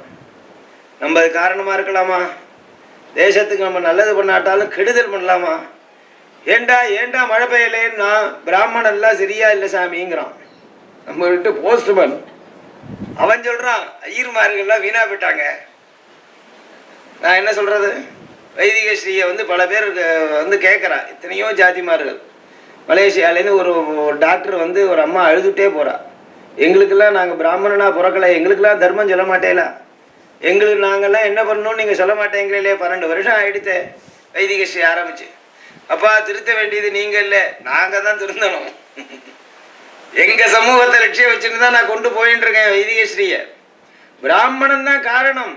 மனுஸ்மிருதியில் இன்னுமே சொல்ற, நீ காயத்ரி ஜபம் பண்ணாம இருக்கிறது உன் குடும்பத்துக்கு நஷ்டம் இல்லை, உன்னுடைய தனிப்பட்ட நஷ்டம் இல்லை, தேசத்துக்கு நஷ்டம்னு எப்போ வந்ததோ ராஜாக்கள்லாம் இவனை தண்டிக்கணுங்கிற எவ்வளவு தூரம் கொண்டு போயிருக்காரு பாருங்க. நீ பிராமணன் ஆச்சாரமா இல்லை, சந்தியோபாசனங்கள் பண்ணனேன்னா ஷட்கர்ம நிறதனா இல்லைன்னு அறுதொழில் அந்தனர்னு சங்க காலத்து நூல்ல சொல்லப்படுறது. இவனை டெய்லி 6 தொழில் பண்ணணும் இவன், அதுதான் முக்கியம். அதனால மனுஸ்மிருதி என்ன சொன்ன, என்ன சொன்ன, நீ எது வரைக்கும் வேதங்களை அத்தியனம் பண்றியோ அது வரைக்கும் பிராமணத்துவம் உங்ககிட்ட இருக்கும். நீ அத்தீனம் இல்லைன்னா பிராமணத்துவம் போயிடும்னார். அங்கேருந்து ஒருத்தன் வந்தான், மன்னிச்சிருங்கோ, எங்கள் அப்பா வரைக்கும் வேதங்கள்லாம் அத்தீனம் பண்ணா, தாத்தா வேதம் படித்தார், அதுக்கு முன்னாடி படித்தார், வரிசையாக வேதம் படித்த பரம்பரை, என்னால் நான் படிக்க முடியல, வயசாகிடுது, இப்போ என்ன பண்ணுறது, என் பையன் வேணா வேதத்தை படிக்கிறேங்கிறான், படிக்க வைக்கட்டுமா? ஒன்றும் சொன்னார், உங்கள் அப்பாவோட முடிஞ்சு போயிடுது, லிங்க்கு வரலையே, வரிசையாக வந்தால் லிங்க் இருக்கும், இப்போ விசித்தி ஆகிடுது, டிஸ்கனெக்ட் பண்ணியாச்சு கரண்ட்டை, மறுபடியும் ரீகனெக்ட் கொடுத்தாகணும். அதனால யோஜனை பண்ணினார், சில பிராயசித்தம் சொல்கிறேன், இதை பண்ணிட்டு குழந்தைய வேதாத்தியனம் பண்ண சொல்லு, பிராமணத்துவம் உன்னை தாண்டி உன் பையனுக்கும் போகும், உங்ககிட்டையும் நூலளவு இருக்கும். சரின்றார். அவன் அத்தியனம் பண்ணால் அந்த பரம்பரை பழைச்சிது. இன்னொரு பரம்பரைக்காரன் வந்தான், எங்கள் தாத்தா வரைக்கும் அத்தியனம் பண்ணார், எங்கள் அப்பா நாளில் வேதம் படிக்கலை, நானும் படிக்கலை, என் புள்ள படிக்கிறேங்கிறான், என்ன பண்ணுறது? இப்போ யோஜனை பண்ணுறார், 3ஆம் தலைமுறையிலேருந்து லிங்கை இழுத்துன்னு வரணும். இது வரைக்கும் யோஜனை பண்ணார், பிராயசித்தத்தை கொஞ்சம் கடுமையாக சொன்னார். இன்னும் பிராயசித்தம் பண்ணிவிட்டு அதுக்கப்புறம் 2 தலைமுறை தாண்டி உன் பையனை வேதத்தை அத்தியனம் பண்ண பழிக்கும்னார். பிராமணத்துவம் காப்பாற்றப்படும். இன்னொருத்தர் வந்தார், எங்கள் அப்பா அத்தியனம் பண்ணல, நானும் அத்தியனம் பண்ணல, என் பிள்ளைய அத்தியனம் பண்ணல, இப்போ என் பேரை அத்தியனம் பண்ணுங்கிறான், செல்லுபடி ஆகுமா? பண்ணலான்டா, கவலைப்படாது. அதுக்குன்னு சில ஆக்னேயாதி பசுக்கள் சில பரிகாரங்கள்லாம் சொல்கிறேன், அதெல்லாம் நீ பண்ணினேன்னா கொண்டு வரலாம். இன்னொருத்தன் வந்தான், 3 ஜென்ரேஷன் தான் முன்னாடி கேட்டான், 4 தலைமுறை விட்டு போயிடுத்து, என்ன பண்ணு, என்ன ஆளை விட்டுருன்ட்டார் அவர். இவ்வளோ பெரிய லிங்க் போடுற பேஸ்ட் எல்லாம் என்கிட்ட கிடையாது, பிளாஸ்திரிலாம். அதனால ரொம்ப தூரம் விச்சித்தி விலகி வந்துட்டேன். 100கணக்கான தலைமுறையாக அத்தியனம் பண்ண தலைமுறை, இந்த தலைமுறைகள்லேருந்து எவ்வளோ தூரம் நீங்கள் விலகி வந்துட்டேன். ஒரு ஜென்ரேஷனுங்கிறது 33 வருஷம், 35 வருஷம், 3 ஜென்ரேஷன் 4 ஜென்ரேஷன் விலகி வந்துட்டேன்னா பிராமணத்துவத்தை காப்பாற்ற முடியுமா? அப்போ எங்களுக்கெல்லாம் என்ன கதின்னா, உனக்கும் பிராமணன்னு பேர். என்ன பிராமணன் தெரியுமா? ஒரு அடமொழியோட கூடின பிராமணன். என்ன அடமொழி? துர்பிராமணன்னு பேர். சவை துர்பிராமணோ ஜ்ஞேயா பந்தி எஸ்ய வேதஸ்ச வேதீச்ச விச்சித்யேதே திரிபூருஷம் சவை துர்பிராமணோ ஜ்ஞேயா. யார் வேதங்களையோ 2 வேதத்தையோ 1 வேதத்தையோ அத்தியனம் பண்ணாமல் 3 தலைமுறை தாண்டி இருக்கோ அவனுக்கு துர்பிராமணன்னு பேர். அதனால வேதாத்தியனம் பண்ணலன்னு சொன்னா துர்பிராமணங்கிற பெயரோட நீ நின்றுன்னு சொல்லிட்டு போயிட்டார் மனு ரிஷி இல்லையா? கம்பீரம். பார்த்தா இப்படி இருந்தா பிராமண சமூகம் எப்படி முன்னேறது? இதுக்கு வழி கல்பிச்சவர் மகாபரிவா தான். மகாபரிவா வழி கல்பிக்கலன்னு சொன்னா நம்மெல்லாம் பிராமணனே சொல்லிக்க முடியாது. வேதாத்தியனம் பண்ண ஒண்டிதான் பிராமணன்னு ஒதுங்க ஒண்ணுமே. அவர் என்ன சொன்னார்? வேதம் பூரா படிக்க வேண்டாண்டா, காயத்ரி ஜபம் 2 வரியான்னு கேட்டார் அவனை. நீ வேதம் படிக்கல, எங்க அப்பா படிக்கல, புள்ள படிக்கலங்கிறிய, காயத்ரி சொல்லணும். அப்போ வேதம் படிச்சா மாதிரிதான் விட்டார். காயத்ரிங்கிறது 3 வேத சாரம். திரிப்யஜே வது வேதேப்யா பாதம் பாதமதுதுகது. முதல் பாதம் திரிபதா காயத்ரி. முதல் பாதம் ருக்வேதத்தினுடைய சாரம், 2வது பாதம் யஜுர்வேதத்தினுடைய சாரம், 3வது பாதம் சாமவேதத்தினுடைய சாரம். அந்த வேத சாரமான காயத்ரியை எது வரைக்கும் நீ ஜபம் பண்றியோ, நீ வேதம் பூரா படிச்ச பலன் உனக்கு உண்டு. வேதம் படிக்கலைன்னு உன்னை ஒதுக்க முடியாது இல்லையா? சாஸ்திரம் சொல்றது, சொல்லக்கூடிய சாஸ்திரத்தை எடுத்து மகாபரிவா கொடுத்தாரு. அதனால சொல்ற, நீ காயத்ரியும் விட்டுட்டேன்னா உன்னை ஒரு உத்தாரணம் பண்ண முடியாது. நீ வேதத்தை விட்ட பரவாயில்ல, காயத்ரி இருந்து பொழைச்சுன்னு விடுவ. நீ காயத்ரியை விட்டுட்டே வேதம் இருந்து பிரயோஜனம் இல்லை. வேதசாரமான எது வரைக்கும் காயத்ரி உங்ககிட்ட இருக்கோ அது வரைக்கும் பிராமணன்னு நீ சொல்லிக்கலாம் இல்லையா? பிராமணத்துவம் உங்ககிட்ட இருக்கும். காயத்ரி ஜபம் பண்ணக்கூடிய பிராமணனுடைய சரீரமும் மற்றவனுடைய சரீரமும் ஒன்றும் இல்லை. பேச்சுக்கு வேணா சொல்லலாம், உன் உடம்பு ஒன்றும் என் உடம்பு ஒன்றும், உன் ரத்தமும் சேப்பு ஏன் ரத்தமும் சேப்பு எல்லாம் ஒன்று, வீரத்துக்கு பேசலாம். வேற அவன் சரீரம் மாம்சங்கள் ரத்தங்கள் நரம்பு சப்ததாதுக்கள் கலந்ததான சரீரம். காயத்ரி ஜபம் பண்ணக்கூடிய வேதாத்தியனம் பண்ண பிராமணனுடைய சரீரம் மந்திரங்கள் கலந்ததான சரீரம். அந்த மந்திர வைப்ரேட்னா அவன்கிட்ட இல்லை. அவன்கிட்ட பிசிக்கல் பாடி இருக்கு, இவன்கிட்ட சூக்ஷ்ம சரீரமும் இருக்கு, ஸ்தூல சரீரமும் இருக்கு. இவன் உள்ளுக்குள்ள மந்திரமயமான சரீரத்தினால ஸ்தாபிக்கிறான் இல்லையா? என்னத்தான் அதனாலதான் பிராமணன் என்னத்தை தான் வேஷத்தை மாத்திக்கிறான். வெஸ்டர்ன் கல்ச்சர் வந்தாச்சு, கிராப் வச்சுக்கிறான், பேண்ட் போட்டுக்கிறான், கொடாயை மாட்டிக்கிறான், பொம்மநாட்டிகள்லாம் எல்லாம் கிருதா வச்சுக்கிறா, பஃபு வெட்டிக்கிறா. இங்கே உள்ளவா இல்லை, மெட்ராஸில் நடச்சுன்னு சொல்கிறேன், இங்கெல்லாம் எந்த ஊருக்காரா தெரியுது. எல்லாம் எல்லாம் மாறிவிட்டா. ஆனா முகரக்கட்டையை பார்த்தா பிராமணாலும் எழுதி ஒட்டி இருக்கு. இவ பார்த்த உடனே மாமிங்கிறாவா. கடைக்கார போன உடனே இவா என்னதான் பேண்ட் ஷர்ட்டை போட்டுன்னு போனாலும் மாமி இங்க வாங்கன்னு கூப்பிடுறான். அவனுக்கு எப்படி தெரிஞ்சது இந்த அம்மா பிராமண ஸ்திரீன்னு? எப்படி தெரிஞ்சது? யார் எழுதி ஒட்டினா? பிரம்ம தேஜஸ் சரீரத்துல அம்மாவயத்துல இருக்கும் போதே கர்ப்பாதானம், சீமந்தங்கள், பும்சவனம், ஜாதகர்மா, நாமகரணம், அன்னப்பிராசனம், சூடாகர்மா, எத்தனை மந்திரங்கள் சொல்லி தலையில் தண்ணி கொட்டி இருக்கா பிராமண சரீரத்துக்கு. அதனால இது மந்திரமயமான சரீரம். இது வெசிக்கல் பாடியா வெளியில அவுட்புட் தெரியாது. ஆனா உள்ளூர உள்ள உணர்வு போகாது. இவனுடைய மதிப்பு தனி. இதை இவன் உணரணும். ஒருத்தையாருக்கு உணர்த்த வேண்டாம். இவன் உணரணும். நம்ம கிட்ட இப்படி ஒரு சக்தி இருக்கு, நம்ம தக்க வச்சுக்கணும், தேக்க வச்சுக்கணும். யாரா பணக்காரன்னா மேல மேல பணம் சம்பாதிக்கிறவன் பணக்காரன் இல்ல, சம்பாதிச்ச பணத்தை செலவழிக்காம இருக்கிறவன் தான் பணக்காரன். அப்படின்னு ஒரு பழமொழி உண்டு இல்லையா? செலவை கட்டுப்படுத்தினாலே பணக்காரன் தான். இருக்கிற சக்தி பெரியவாலாம் சேர்த்து கொடுத்ததான சக்தி இருக்கு. அவெல்லாம் எத்தனையோ மந்திரங்களையும் ஜபம் பண்ணி தர்ம காரியங்கள் பண்ணி நமக்கு ஏற்படுத்தி கொடுத்துருக்கா. அது இழக்கப்படாது இல்லையா? பிராமணன் பிராமணனா இருக்கணும்.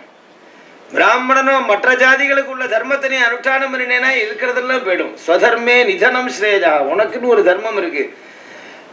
அதுல அடிப்படையா இருக்கிறது காயத்ரி மந்திரங்கள். அதை தான் ஆதிசங்கரர் சொல்ற, பிராமணத்துவஸ்ஸஹி ரக்ஷணே ரட்சிதோஹி வைதிகோ தர்மஹ. எது வரைக்கும் பிராமணன் பிராமணனா இருக்கானோ அது வரைக்கும் லோகங்கள் காப்பாற்றப்படும். காயத்ரியினால் எது வேணாலும் சாதிச்சுக்கலாம். சர்வபாப ஹராதேவி. எப்படிப்பட்ட பாபங்கள் பண்ணியிருந்தாலும் காயத்ரி மந்திரத்தை ஜபம் பண்ணா விலகிடும். இவன் பண்ணக்கூடிய ஜபம் இவனுடைய குடும்பத்தை ரட்சிக்கும், இவனை ரட்சிக்கும், இவனை ஆசிரியச்சு இருக்கிறவர்களை ரட்சிக்கும், இவன் வசிக்கக்கூடிய தேசத்தை ரட்சிக்கும். அதனால காயத்ரி மந்திரம்ங்கிறது நம்ம கிட்ட இருக்க ஒட்டின்னு இருக்கிறதான சின்ன நூல். அது அறுக்காம நம்ம பார்த்துக்கணும். நம்ம குழந்தைகளுக்கு இதெல்லாம் சொல்லி சின்ன வயசுலேயே உபதேசங்கள் பண்ணி பூனலை போட்டு வச்சு பிரம்மோபதேசங்கள் பண்ணி வச்சு அவாலையும் காயத்ரி மந்திரங்களை ஜபம் பண்ண சொல்லணும். மந்திரங்கள் எது வரைக்கும் சக்தி இருக்கும்னா நீ அதுக்கான நியமத்தோட காப்பாற்றுற வரைக்கும் தான் அந்த மந்திரத்துக்கு சக்தி இருக்கும். நீ அதில் உள்ள அந்த மந்திரத்தை துர்விநியோகம் படுத்த ஆரம்பிச்சுட்டேன்னா மந்திரமே திருப்பி நடும். எந்த காயத்ரி மந்திரத்தை துர்விநியோகப்படுத்தப்படாது. ஓடிண்டே காயத்ரி சொல்றது, நின்னுண்டே சொல்றது, மற்றவர் காதில் விழுற மாதிரி இறஞ்சி சொல்றது, மனசனால ஜபம் பண்ணணும். எது உத்தமமான ஜபம்னா வாய் அசைகிறது கூட தெரியாம ஜபிக்கிறது உத்தம ஜபம். வாய் அசைகிறது, இவனுடைய வாயிலேருந்து சொல்லு வெளியில வரல, மற்றவரால கேட்க முடியல, மத்தியம ஜபம். வாயிலேருந்து சொற்கள் வெளியில வருது, உதடு அசைகிறது, பக்கத்துல உள்ளவன் மட்டும் கேட்கிறான், பாக்கி பேருக்கு கேட்கல, அதமமான ஜபம். எல்லாருக்கும் கேட்கறதுன்னு அந்த ஜபத்துக்கு இங்க விவஸ்தையே இல்லை, ஒண்ணும் இல்லை, சீரோன்னு எடுத்து.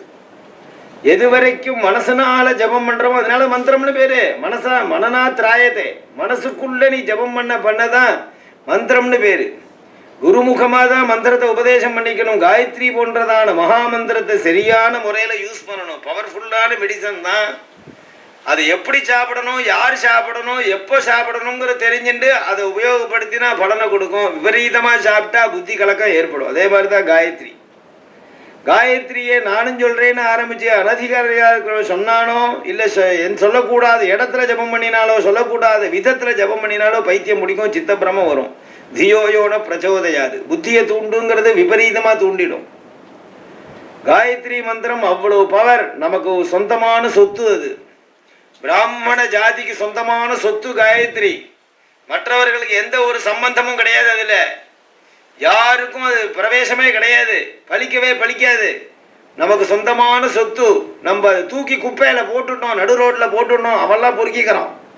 ஃபாரினர்ஸ் எல்லாம் வேணாம், நான் காயத்ரி சொல்றேன் சாருங்கிறான், எரிஞ்சு டேப்பு கொடுக்குறான். என்ன காரணம்னு நம்ம வைரத்தை தூக்கி எறிஞ்சா இன்னொருத்தன் பொறுக்கிக்கிறான். நம்ம விடலாமா? ஒரு காயத்ரி மந்திரத்தையா ஜெபம் பண்ணிட்டு இருக்க வேண்டாமா? ஸ்திரீகள்லாம் நாங்க என்ன பண்றதுன்னு கேட்பா இல்லையா? நீங்கள் சொல்லணும், காயத்ரி ஜெபம் பண்ணா காப்பி தரேன்னு சொல்லணும். அடுத்தாலும் மாமா காயத்ரி ஜெபம் பண்ணல கணபாடி சொன்னாரே, ஒரு வாரமாக கொஞ்சம் பண்ற மாதிரி கண்ண மூடியா உட்கார்ந்துன்றவங்களேன்னு சொல்லணும். ஏண்டி மறந்தே போயிடுத்தேடி காயத்ரி ஜபம், பரவாயில்ல தெரிஞ்ச வரைக்கும் சொல்றோங்க. ஸ்திரீகளுக்கு தனி ஒரு தர்மங்கள் உண்டு, ஸ்திரீ தர்மங்கள். இவர்களுக்கு பர்த்தாவுக்கு சுஷ்ரூடம் பண்ணி ஸ்திரீகளுக்கும் சுவாபாவிகமா சில தர்மங்கள் உண்டு. சந்தியா காலத்துல சுவாமி சன்னதியில விளக்கேற்ற வேண்டியது ஸ்திரீகளுடைய கடமை. இவன் சந்தியா காலத்தை சந்தியோபாசனம் பண்றான். அந்த அம்மா சுவாமி சன்னதியில் விளக்கு எரியணும். பூஜா ரூமை திறந்து வச்சு விளக்கேற்ற வேண்டியது கிரகிணியினுடைய தர்மம். அந்த கிரகத்துக்கு யார் எஜமானியோ அவ பண்ண வேண்டிய தர்மம். சாயங்கால வேலை முடிஞ்சு போயிடுது. சாயங்கால வேலையிலையும் திறந்து வச்சு பகலில் வாசகத்தை திறந்து வச்சு வாசலில் ஒரு தீபம் ஏற்றணும், சாமி சன்னதியில் ஒரு தீபம் ஏற்றணும். சாயங்கால வேலையிலையும் அதே மாதிரி பண்ணணும். இது அந்த வீட்டில் உள்ள ஸ்திரீயினுடைய கடமை. இதை எக்காரணத்தை கொண்டும் அவள் விட்டு கொடுக்கப்படாது. இன்னொருத்தர் வந்து விளக்கேற்றுறதுக்கு அனுமதிக்கப்படாது. இவா தான் பண்ணணும். வேற ஒத்தாசைக்கு கிரக கிருத்தியங்களுக்கு பல பேரை சகாயமாக வச்சுக்கலாம். பாத்திரம் தேய்க்கிறதுக்கு, பெருக்கி துடைக்கிறதுக்கு, வஸ்திரத்துக்கு, அதுக்கெல்லாம் அனுமதி. நீ விளக்கேற்றுறதுக்கு வேற ஒரு ஸ்திரீயை விட்டு நீ விளக்கேற்றுமான்னு சொல்லக்கூடாது. ஒருத்தர் கேட்டார், இந்த உபன்யாசம் சொன்ன உடனே, ஏன் அப்படி எங்காவது வேலைக்காரியை விட்டு விளக்கேற்ற சொன்னால் என்ன ஆகும் கிடப்பா இல்லைன்னு? அவா எஜமானி ஆயிடுவான். வீட்டு எஜமானி தான் பண்ணணுங்கிற ஒரு சில காரியத்தை இவா தான் பண்ணணும். எவ்வளோ அவசரமாக இருந்தாலும் அதுக்குள்ளே ஆஃபீஸ்லேயே வந்து கைகாலமிண்டு விளக்கேற்றுறது இவா பண்ணணும். குடும்பத்தில் யாராவது மூத்தவாளாக இருக்கிறவாளோ, மாட்டு பொண்ணோ, மாமியாரோ வா பண்ணணும். ஸ்திரீகள் கண் கலங்கவே கூடாது. குடும்பத்தில் ஸ்திரீ தர்மம் அழவே கூடாது. எக்காரணத்தை கொண்டும் அழப்படாது. அழற மாதிரி குடும்பத்தை வச்சுட்டா எந்த தேவதையினுடைய உபாசனமும் பலிக்காது. எத்திர நாரியஸ்து பூஜ்யந்தே ரமந்தே தத்திர தேவதா. எந்த வீட்டில் பெண்கள் கௌரவமாக நடத்தப்படுகிறார்களோ அங்கதான் தேவதைகளுடைய ஆராதனங்கள் பலிக்கும். மனு சொல்றார், ஸ்திரீகள் கண்லேருந்து ஜலம் வந்தாச்சுன்னு சொன்னா குடும்பத்தை பாதிக்கும். அழப்படாது. எக்காரணத்தை கொண்டும் பெண்களை குறைவா, நம்மளை நம்பி வந்திருக்கக்கூடிய ஸ்திரீ, ஒரு ஸ்திரீயால தான் ஒரு புருஷன் மேல வரான். இவன் சட்சியத்தை பூர்த்தி பண்ணிக்கிறான், சதாபிஷேகம் பண்ணிக்கிறான்னா அந்த அம்மானா காரணம். எத்தனை தர்மங்கள் பண்ணியிருப்பா, எத்தனை அம்பாளில் பிரார்த்தனை பண்ணி சௌமங்கல்யம் வேணும்னு பிரார்த்திச்சிருப்பா. இவன் கொட்டாப்பள்ளி மாதிரி அதர்மம் பண்ணிட்டு உட்காந்துருக்கான், நீடூழியா இருக்கான்னா அந்த ஸ்திரீ குடும்பத்துல யாரோ ஒரு ஸ்திரீ உபாசிச்சுட்டு இருக்கா. இவன் மஞ்சள் துண்டை போட்டுன்னு தீர்காயுஸ் தான் நிற்கிறான். எல்லா புருஷனுக்கும் பேக்ரவுண்ட்ல ஒரு ஸ்திரீ இருக்கா. அவ பண்ற உபாசனை தான் காப்பாத்துறது தீர்காயுசா, ஆரோக்கியமா இல்லையா? அதனால ஸ்திரீகள் சௌக்கியமா இருந்தா தான் தேவதைகளே அனுகிரகம் பண்ணுவான்னு சொல்லியிருக்கு. ஸ்திரீகள்னு பொதுவா சொல்லியிருக்கு. எல்லா ஸ்திரீகளும் தன்னுடைய பொறுப்பை உணர்ந்துட்டு பதிக்கு சிசுவிட பண்ணணும். குடும்பத்துல கிரக கிருத்தியங்களை பண்றதுதான் இவாளுக்கு பெரிய ஸ்ரேயஸ். இவாள் ஒன்றும் அடிமையா நாங்க நடத்தல. இவாளுக்கு சுதந்திரங்கள் கொடுத்திருக்கு சாஸ்திரம். நீ புருஷன் பண்ணக்கூடிய தர்ம காரியத்துக்கு சந்தியோபாசனங்கள், சிவ பூஜைகள், தர்ம காரியங்களுக்கு சகாயமா இருக்கியா, அதனாலேயே உனக்கு பலன் கிடைக்கிறது. பதிவிரதா தர்மத்திலே உனக்கு ஒரு உள்ளூரமா சக்தி இருக்கு. பதிவிரதா சக்திங்கிறது பெருசு.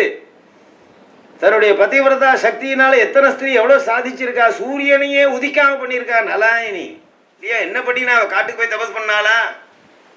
மதுரையே எரிச்சா ஒரு ஸ்திரீ பதிவிரதா சக்தியினால. எத்தனை சரித்திரங்களை பார்க்கிறோம். அந்த சக்தி எல்லாருக்கும் உள்ளுணர்வு இருக்கதான் இருக்கு.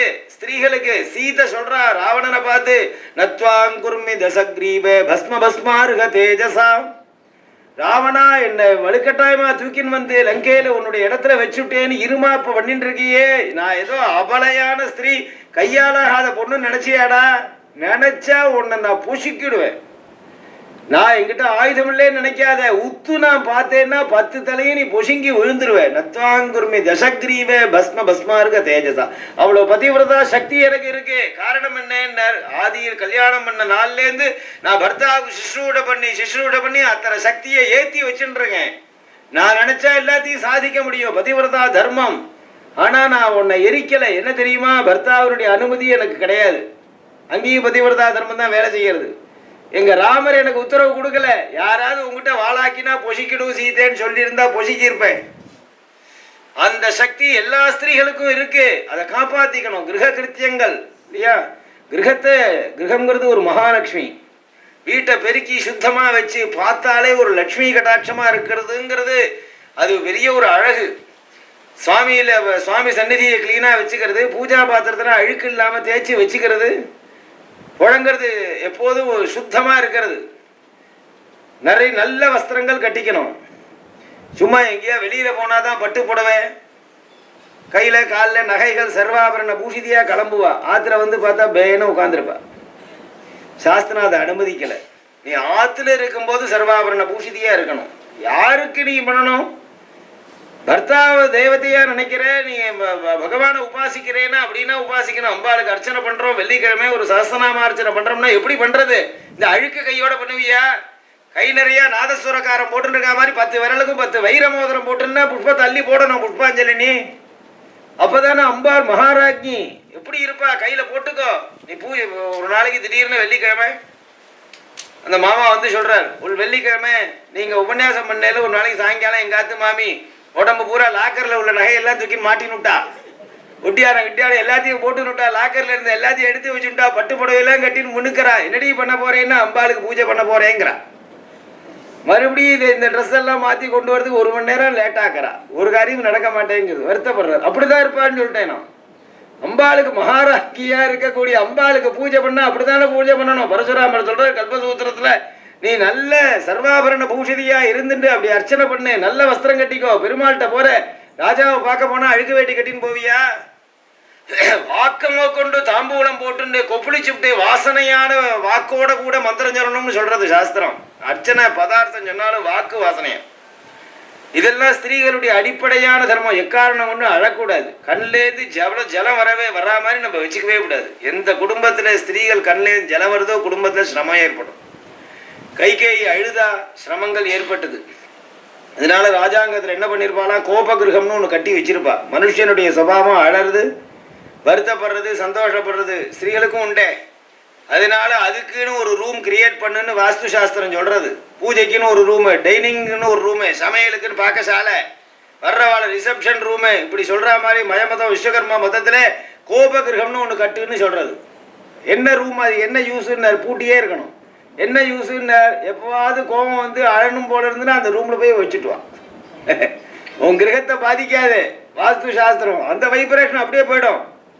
இப்போ உத்தராத்திரி கோபகிரகம்னு இல்லையே மாமான்னு வந்து கேட்டா ஒருத்தர் என்கிட்ட. இது முடிச்ச உடனே, மாமா எங்க அதுல கோபகிரகம் இல்லையே, நான் என்ன பண்றது? பக்கத்தாத்துல போய் எழுதிட்டுவான். அங்கே திடீர்னு போறது. போன உடனே வாங்க வாங்க மாமி எங்க வந்தேன்? இருங்கோ ஒரு இடத்த காமிங்கோ. எதுக்கு வந்திருக்கேன்? ஒரு 10 நிமிடம் அழுதுட்டு போறேன்.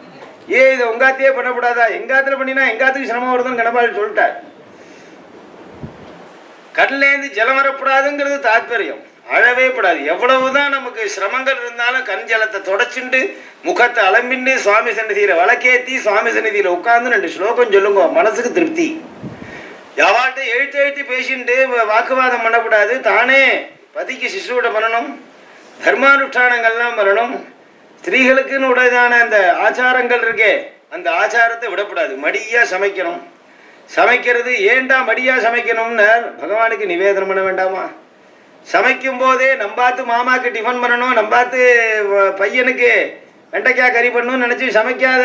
இன்னைக்கு பகவானுக்கு சக்கரை பொங்கல் நைவேத்தியம் பண்ணணும், அம்பாளுக்கு பெருமாளுக்கு எள்ளிஞ்சாம் பண்ணணும்னு நினச்சிட்டு நீ ஜபம் சமைச்சேன்னு சொன்னால் ஆச்சாரங்கிற ஒரு இது தன்னால் வந்துடும். சமைச்சு முடித்து சாப்பிட்ற வரைக்குமாவது மடிசாறு கட்டிண்டு ஆச்சாரமாக தலைக்கு ஸ்நானம் பண்ணணுங்கிற அவசியம் இல்லை. அனாச்சாரமாக இருந்தால் ஸ்நானம் பண்ண வேண்டியதுதான். அப்படி சில அடிப்படையான ஆச்சாரத்தோட ஸ்திரீகள் இருந்தாலே அந்த குடும்பம் பரம ஸ்ரேயஸை அனுபவிக்கும். அப்படி நிறைய தர்மங்களில் சூக்ஷ்மங்கள் இருக்குது. எல்லாம் நம்ம குடும்பத்தில் கடைபிடிச்சதான தர்மம் தான். புதுசாக ஒன்றும் நம்ம குடும்பத்தை ஏற்றுக்கலை.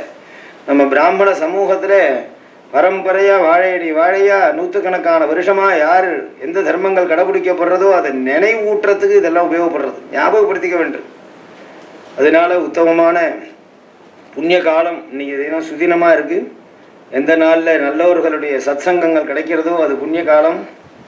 அதனால் நிறையா சாதுக்களுடைய தரிசனங்கள், புண்ணியமான பூமி, ராஜகோபாலனுடைய சந்நிதி, ஆச்சாரியாருடைய ஜெயந்தி மகோத்சவம். இந்த ஆற்றுல ரொம்ப நல்லா ஏற்பாடு பண்ணியிருக்கா. 60 வருஷமாக வேதங்கள் சப்திச்சதான கிரகங்கிறது அப்படியே வச்சிருக்கா. நல்ல அதனுடைய வைப்ரேஷனும் வந்தாலே மனசாந்தியும் நல்லா தெரிகிறது. இத்தனை பேர் உட்காந்துட்டு மன்னார்குடி கிராமத்தில் கேட்குறேன்னா மெட்ராஸ்லேயே கூட பார்க்க முடியாது எங்களுக்கு. இத்தனை பேரும் விட்டு கொடுக்காம அவ்வளோ தூரம் எதிர்பார்த்துருக்கார். அவருடைய எதிர்பார்ப்பு பூரா நிறைவேறது. தர்மிஷ்டராக இருக்கிறதுனால அவர் ஆசையெல்லாம் பகவான் நிறைவேற்றி வைக்கிறான். பெரிய வெங்கட்ராமையரா உங்கள் பேர்? வெங்கட்ராமையர்.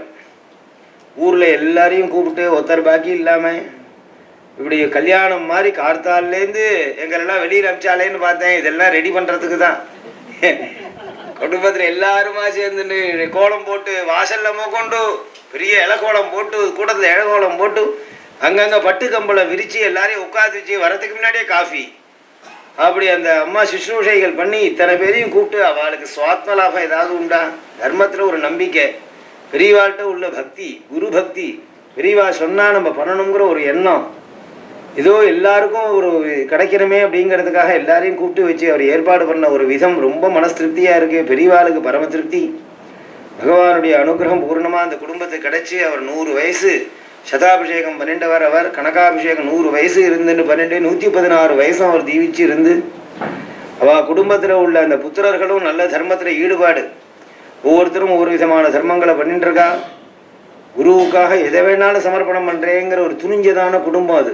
எத்தனை சாரீரிகமான சிரமம் வந்தாலும் ஏற்றுக்கிறாவா. இந்த ஊர்க்காரா மெட்ராஸ்காரெல்லாம் அப்படியான்னு சொப்பு கொட்டிட்டு அரண்ட போயிடுவா.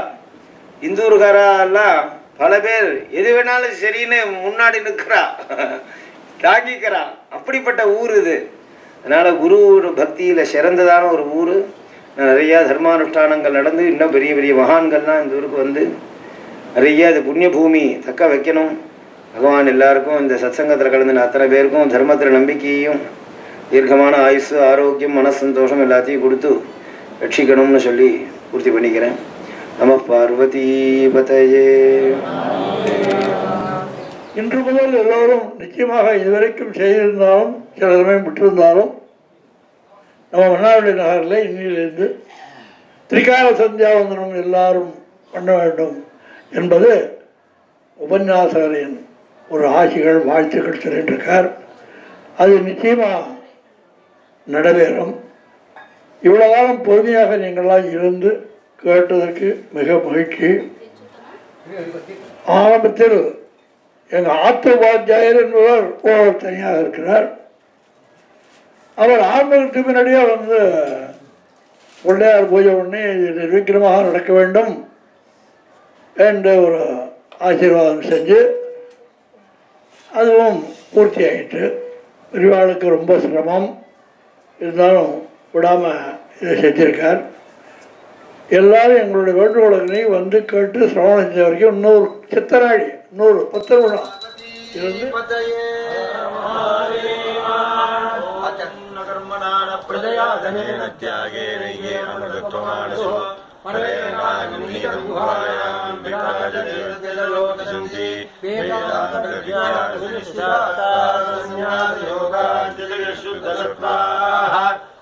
ब्रह्मलोके तुपरान्तकाले परावृतात् परिमुच्यन्ति सर्वे तक्रं विवाहं परमेश्वरभूतं यत्पुण्डरीकं पुरमस्य तग्रस्रं तत्राविदक्रं गहनं विशोकस्तस्मिन् तस्तदुपासितव्यं यो वेदालोऽसुरप्रोक्तो वेदान्ते च प्रतिष्ठितः तस्य प्रकृतिरेकस्य परस्य महेश्वरः।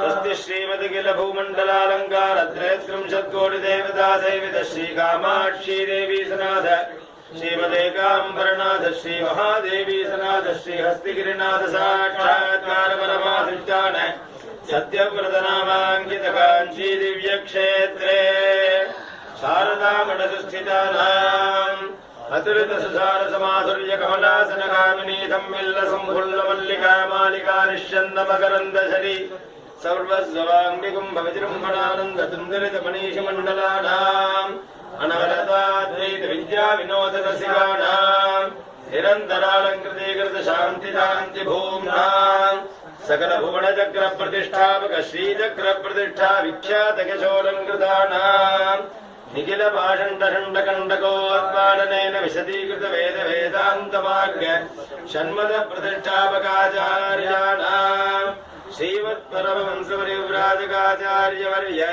जगद्गुरु श्रीमच्छङ्कर भगवत्पादाचार्याणाम् अधिष्ठाने सिंहासनाभिषिक्त श्रीमच्चन्द्रशेखरेन्द्र सरस्वती संयमेन्द्राणाम् तदं देवासिवर्य श्रीमज्जगेन्द्र सरस्वती संयमेन्द्राणाम् तदं देवासिवर्य श्रीमच्छङ्कर विजयेन्द्र सरस्वती श्रीपादानां च चरणारविन्दयोः समर्प्यमाणः साष्टाङ्गोऽयं प्रणामः। गुरुब्रह्मा गुरुर्विष्णु गुरुर्देवो महेश्वरः गुरुसाक्षात् परब्रह्मस्मै श्रीगुरवे नमः। गुरवे सर्वलोकानां विषये वरोगिणां विजये सर्वविद्यानां दक्षिणामूर्तये नमः। நமஸ்காரம் பண்ணி பிரார்த்தனை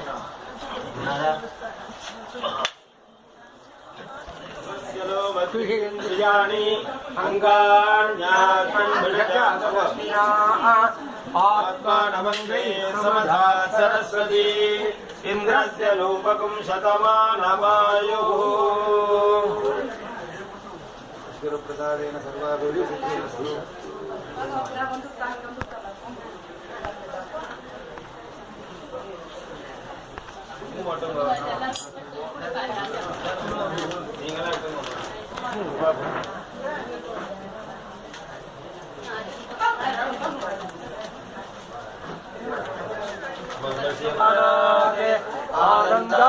ஆனந்தம் பிரயந்தமிதம் விதந்தி சைஷா பார்கவீவாந்தி வித்யா பரமேभ्यो மன்வேஷிதா யயேவம் வேத பிரதிஷ்டதி அன்னவாதன்மாதோ பவதி மகான் பவதி ஸ்ரேயாபதி பிரம்மபத்யேன மகான் கீர்த்யா